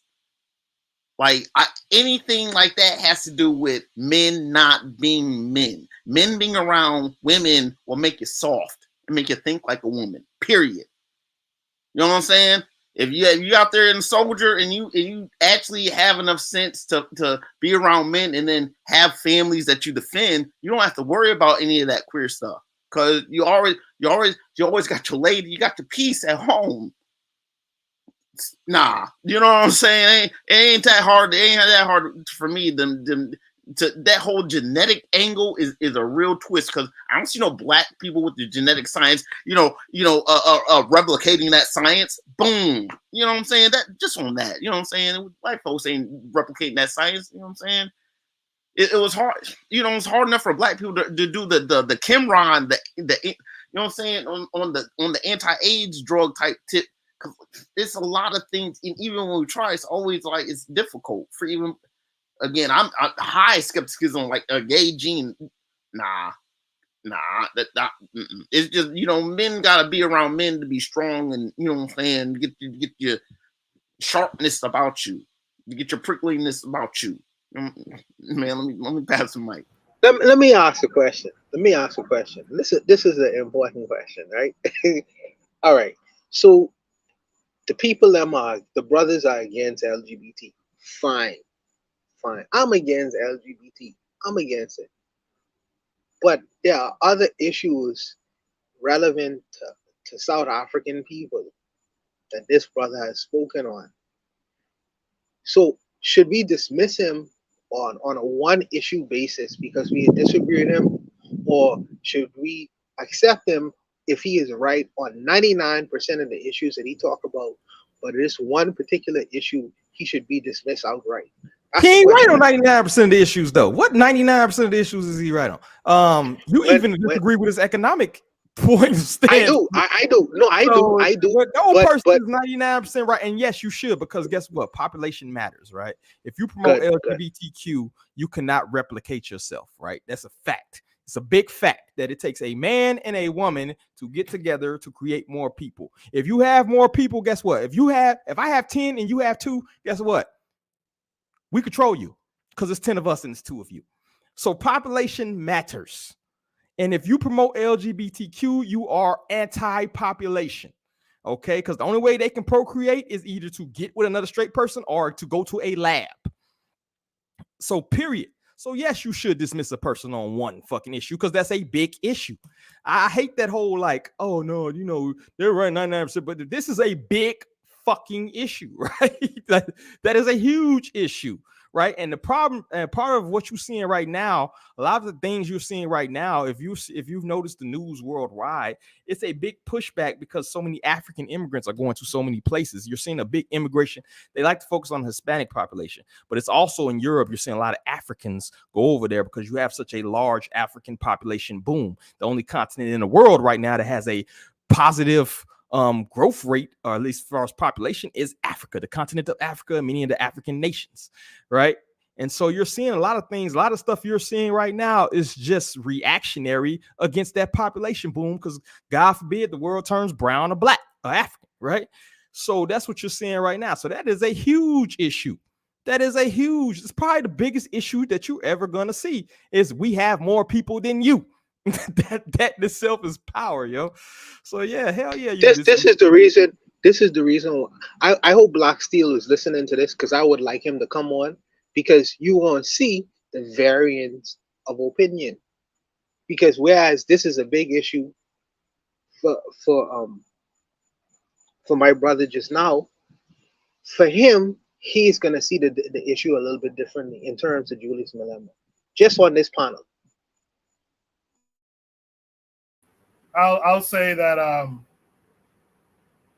I have to agree with Webb that if the one issue is a huge one, in particular in that it doesn't really align with who you are, who your people are, yeah, I'm gonna have to escort you up out of here. This is not our shit. In the chat earlier, Trigger asked me, I think he was asking me, he was asking this question. By the way, Anthony McPhail says there's a strong LGBT movement in South Africa, regrettably. And that tells me something. That tells me, because we know the history of South Africa, we know how these white folks rolled in there. That tells me that this is some shit that is a response to what happened to them in South Africa. Similar to how you see some of this DL stuff going on in the States. Trigger Happy 262 asks, what would you say to the claims from those who say they knew they were this or that from young? I would say that that's the reason why they go after the young. They manipulate them to think that it was their choice, that it was always their way of thinking. But what really happened is they were groomed. And you could go case by case 9 out of 10 times in the Black community. I would say if you find someone who says they're on that spectrum, they were tampered with as a child. They were tampered with as a child 9 times out of 10. If they start talking about they were born that way, show me the genetics. Show me the gene. Right? And we just have to be honest about it. Now we don't have to be hateful. You know, and it's funny how things change. 30 years ago, I would have boom bye-bye. But, you know, with time, I guess getting older and all this old shit, you know, whatever you do in your bedroom, keep it there. And we're not going to promote that to our population. We want more Africans, you know, not less. Also, one last thing. Afro-Native were brought up the Greco-Roman culture. Yeah, that's what they was doing. A lowly a grunt, especially in their army, could rise up by getting tampered with by a general. In fact, that was like the mark of a man in their culture. That's not our shit. That's not our shit. I think Buana wanted to add something. Go ahead.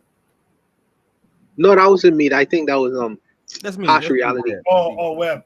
Sorry. Yeah, just to add to you what you're saying, because I know a lot of people talk about the scientific aspect. You see it on the gay gene, blah blah blah blah blah. But if you want to break down from a scientific standpoint, who has the highest levels of like depression or on psychotropic drugs right now? Who has the highest suicide, rates right now, right? Who has the highest level of HIV transmission right now? All of these things, the LGBTQ community tops in. You feel me? So if you want to go off a scientific standpoint, or you read the data, the data tells you, and this is not no hateful stuff. I think you're just an adult, you should be able to live whatever lifestyle you want to live. Just don't push it on me. But at the same time, men lie, women lie, numbers don't. It shows in everything you say that this is not a natural lifestyle. Otherwise, you wouldn't have such a high percentage. Then they try to break it down like, oh, it's because they're so hated, or it's because people discriminate. No, it's because it's not a natural way to live. You know what I'm saying? Like you're putting things in exit holes. Like you should not to go too much into detail, but yeah, all the stats point to what you're saying. It's like when people try to argue against the nuclear, I should say, family or whatever, right? And every stat points that if you have a mom and a dad in the household, I don't care if you add extended family, but if you have a mom and a dad in the household, the statistics point that you're going to be more successful in life, period. You know what I'm saying? Same thing with these stats point to the LGBTQ community. So I don't think that's hateful. It's just the fact of the matter, yo. You choose your lifestyle, but at the same time, you don't need to promote it. Like you said, Bit of Medicine earlier. You don't need to, doesn't need to be a quota for every TV show, that we have to have a certain amount of this demographic, or that, we have to, in kids' cartoons, they even promoting this lifestyle. So, so that's my 2 cents, bro. So that's a great point. So I have a quick question. So since we say that the homosexual issue is a heavy issue, one issue is the biggest issue, more so than any other issue in terms of some African societies, my question becomes, why are more Western Black people, they go to South Africa as opposed to they going to Uganda? See, Uganda is anti-gay, and South Africa, even if you remove Julius Malema, South Africa is a pro-gay society. But more Western Africans, not even Western Africans, continental Africans migrate to South Africa as opposed to migrating to Uganda. So why is that the reason? Because if it's just a one issue or one issue thing that we don't want to deal with, we don't want to whatever, more people are moving. The actions of the people say that more people are moving to South Africa as opposed to Uganda, even though Uganda is a more anti-gay society. So there must be other things in the reasons why more Westernized Africans or continental Africans would prefer to move to South Africa as opposed to Uganda. Check the gross domestic product. That'll answer your question. What's the GDP of Uganda versus the GDP of South Africa? You're going to make more money in South Africa. You know what I'm saying? As a relocation. Yes, sir. I agree with that completely. Therefore, there must be other things outside of just the homosexual issue that would make the society better, or Black people would want to focus on. When you look in terms of leadership and the governance of a country, greater than the issue of homosexuality. There must be other issues. That's just my point. The whole thing. Yeah, it sounds like you're down by Potter's Key right now, Buana. There's a lot of breeze. We could hear a lot of breeze blowing in your phone there. But yeah, listen, Black people I just had the term in my head and I just lost it. But black people go against their own interests all the time, and a lot of it has to do with with money. So yeah, people will go there, but that doesn't mean that they want leadership that's promoting this lifestyle too. You know what I mean? Like we will do what benefits us, but it doesn't necessarily mean we agree with all of it. So that's the thing. It's not a thumbs up or some approval of what he's talking about. Like me personally, I'll be honest with you, I was disappointed in Malema. I could stomach the Marxism stuff to a certain extent, but this shit here, to promote it that heavily, I find that to be problematic. Shout out to KW Don 7, by the way. He's in the chat. He said Malema's controlled opposition. RBG said Buana shooting the breeze.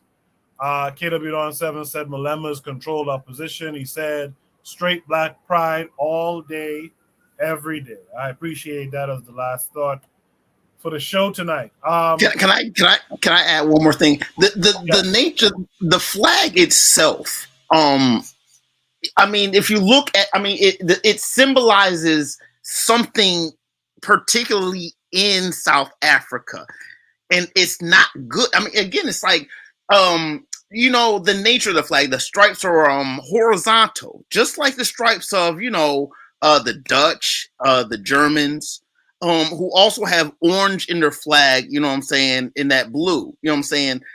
It's just the nature of the way that he's wielding the flag outside of any kind of the way the when you have stripes, like it's kind of like, you know what I'm saying? It's like the stripes almost mean something. Like they want the way, South Africa is culturally trying to just cut across. The borders are trying to just, the purple's like the Catholics. You know what I'm saying? It's like, what is you cannot sit here and promote homosexuality. Malema has no business doing that. It's just like, this is why, and let Africans run around in South Africa and tell them otherwise. You know what I'm saying? Let Lumumba go up there and say you're doing wrong. Let them. That's all I got to say. While you're there, RBG, what would you like to shout out this week? I don't know. I've been getting a couple things together in my personal life. I guess I'm gonna shout me out. I done took care of a couple things for me. You know what I'm saying? I don't want to get into details. You know what I'm saying? I done made my little. You know what I'm saying? Stepped up a little bit, so I'm happy. Kudos. You gotta persevere out here in life. You know what I'm saying? You have to.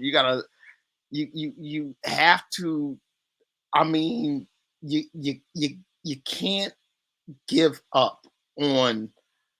You know what I'm saying? You can't give up on yourself. You can't give up on people in your similar situation. You can't give up on the people who may be a couple levels above you, but could sure use you if you could just maintain yourself. You know what I'm saying? Couple people might be a couple steps below you. You know what I'm saying? Just hold on to what you can, but you know what I'm saying? You gotta, believe in yourself. You got to be a solid link in the chain. You know what I'm saying? You don't want to be the weak link, because if you're the weak link, you have to strengthen yourself before you even try to link up with another man. That's all I got to say. Appreciate that. RBG saved the burger for tomorrow. Webb, what say you, man? What's going on with the Hash Rally podcast on Hip Hop High Society? Yeah, what's up? We just recorded actually podcast tonight. Make sure y'all check out the round table. It was a pretty good discussion. I try to keep it relevant to the actual art and not, get into some TMZ type shade room nonsense, so make sure y'all check us out, man. We recorded the episode tonight, actually, right before I came on here. We just wrapped up. So check out the round table at Hip Hop High Society. As far as the harsh reality, I'm kind of in limbo right now. I'm thinking of transition to a interview more so interview platform, talking to different people and stuff like that. Just kind of switch it up because Rise is gonna be out for a while. Of course, we had AO go and some issues with some of the panelists we was trying to add. So I'm thinking of going to an interview like we did the Present series. That might be the normal podcast. I'll let you know and keep you abreast of all the issues and things going on with that. So that's what I'm working on right now. I've already kind of got some guests lined up. So I think I'm gonna go to that, of doing the interviews and talking to different people and stuff like that. But check us out. We're trying to stay active, trying to stay consistent and stuff like that. Appreciate your platform, Koku, bro. Salute to you, man. I appreciate you too, Webb. Webb, if you don't mind, I'll email it to you. But if you might be interested in interviewing that group I interviewed a little while ago, MCE. They have some new projects out now, children's books, things of that nature. And you probably be a better person to interview them than I would. So I'll forward you the information behind the scene. All right. Last but not least, Buana, what would you like to shout out this week? No, shout out to everyone. D-Web, your product is good, brother. I like Rise. I don't know, Rise don't want to, well, maybe Rise had other things in terms of obligations, but the product is good. Nothing wrong with that product. But if you got to move on and do other things, no issues with that as well. But I think the product was good. In terms of tonight, everyone, we made the show work tonight. We gave our contributions. I don't know, maybe it's a slow night for a lot of the brothers, but we made the show work tonight, and I think that it was a good show in terms of our contributions. For me, let me also say, to be clear, I'm a patriarchal guy. I wouldn't mind living in a patriarchal society where you have men at the forefront, like a Mussolini society. I don't have no issues with living in a patriarchal society. Yeah, I would love to live in a patriarchal society. Even though the way the world is going more matriarchal or becoming more effeminate in outlook and view, I wouldn't mind living in a patriarchal society. I'm still a Bombay boy, to be honest with you. But to create variance to the discussion and to create nuances to the discussion, it's always good to discuss the other side of the game, to sharpen the minds of the people and our listeners, to be objective. But I just wanted to make that very clear. But shout out to the Bitter Medicine, shout out to you, Koku, and good night to the brothers on the panel. Appreciate that, Buana. Afro Native World asks about the book club update. I enjoyed the nation building series. Yeah, there is no update yet. I need to speak to Black Steel about it. It's something that I would like to bring back. I was just listening to what's that brother's name again? Is it Eli? British brother. I saw Oni in the chat there too. He's reading Amos Wilson right now, Blueprint for Black Power. And I like that kind of thing when you could not only get the book information, but you can get a commentary, like a running commentary. I like what Black Steel and I used to do back in the day. I would like to bring it back. I would like someone to kind of take care of it, as opposed to me having to organize it. But we'll see. We'll see. That book that we talked about at the end of last week's show, I don't know if one of them had a chance to read it, but hopefully everyone will read it since we have it for free. And then we could discuss that particular book. Oh, you know what? Maybe I might even read that book. We'll see. We'll see. But anyway, that's the show tonight. I want to thank everyone for their input. I want to thank everyone who posted a prompt tonight. Thanks to the chat, everyone who showed up. It was a slow night, but it was good. Everyone's talking about Fury and our boy getting robbed there by Fury and them. I got to go check it out now after the show.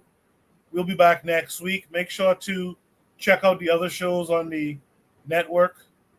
And until next week, guys, you guys be good. Peace.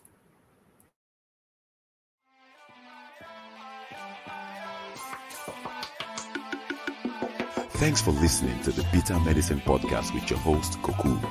If you like what you just heard, we hope you pass along our web address, bittermedicineblogs.com, to your friends and colleagues, and share our show to all your social media. Be sure to check out our archive section on our website for previous podcasts. This has been a KWAZ radio production. Join us next time for another session of the Bitter Medicine Podcast. Follow us on Facebook at Bitter Medicine Show, Twitter, Bitter Meds, Tumblr, Bitter Meds, Instagram, Bitter Medicine.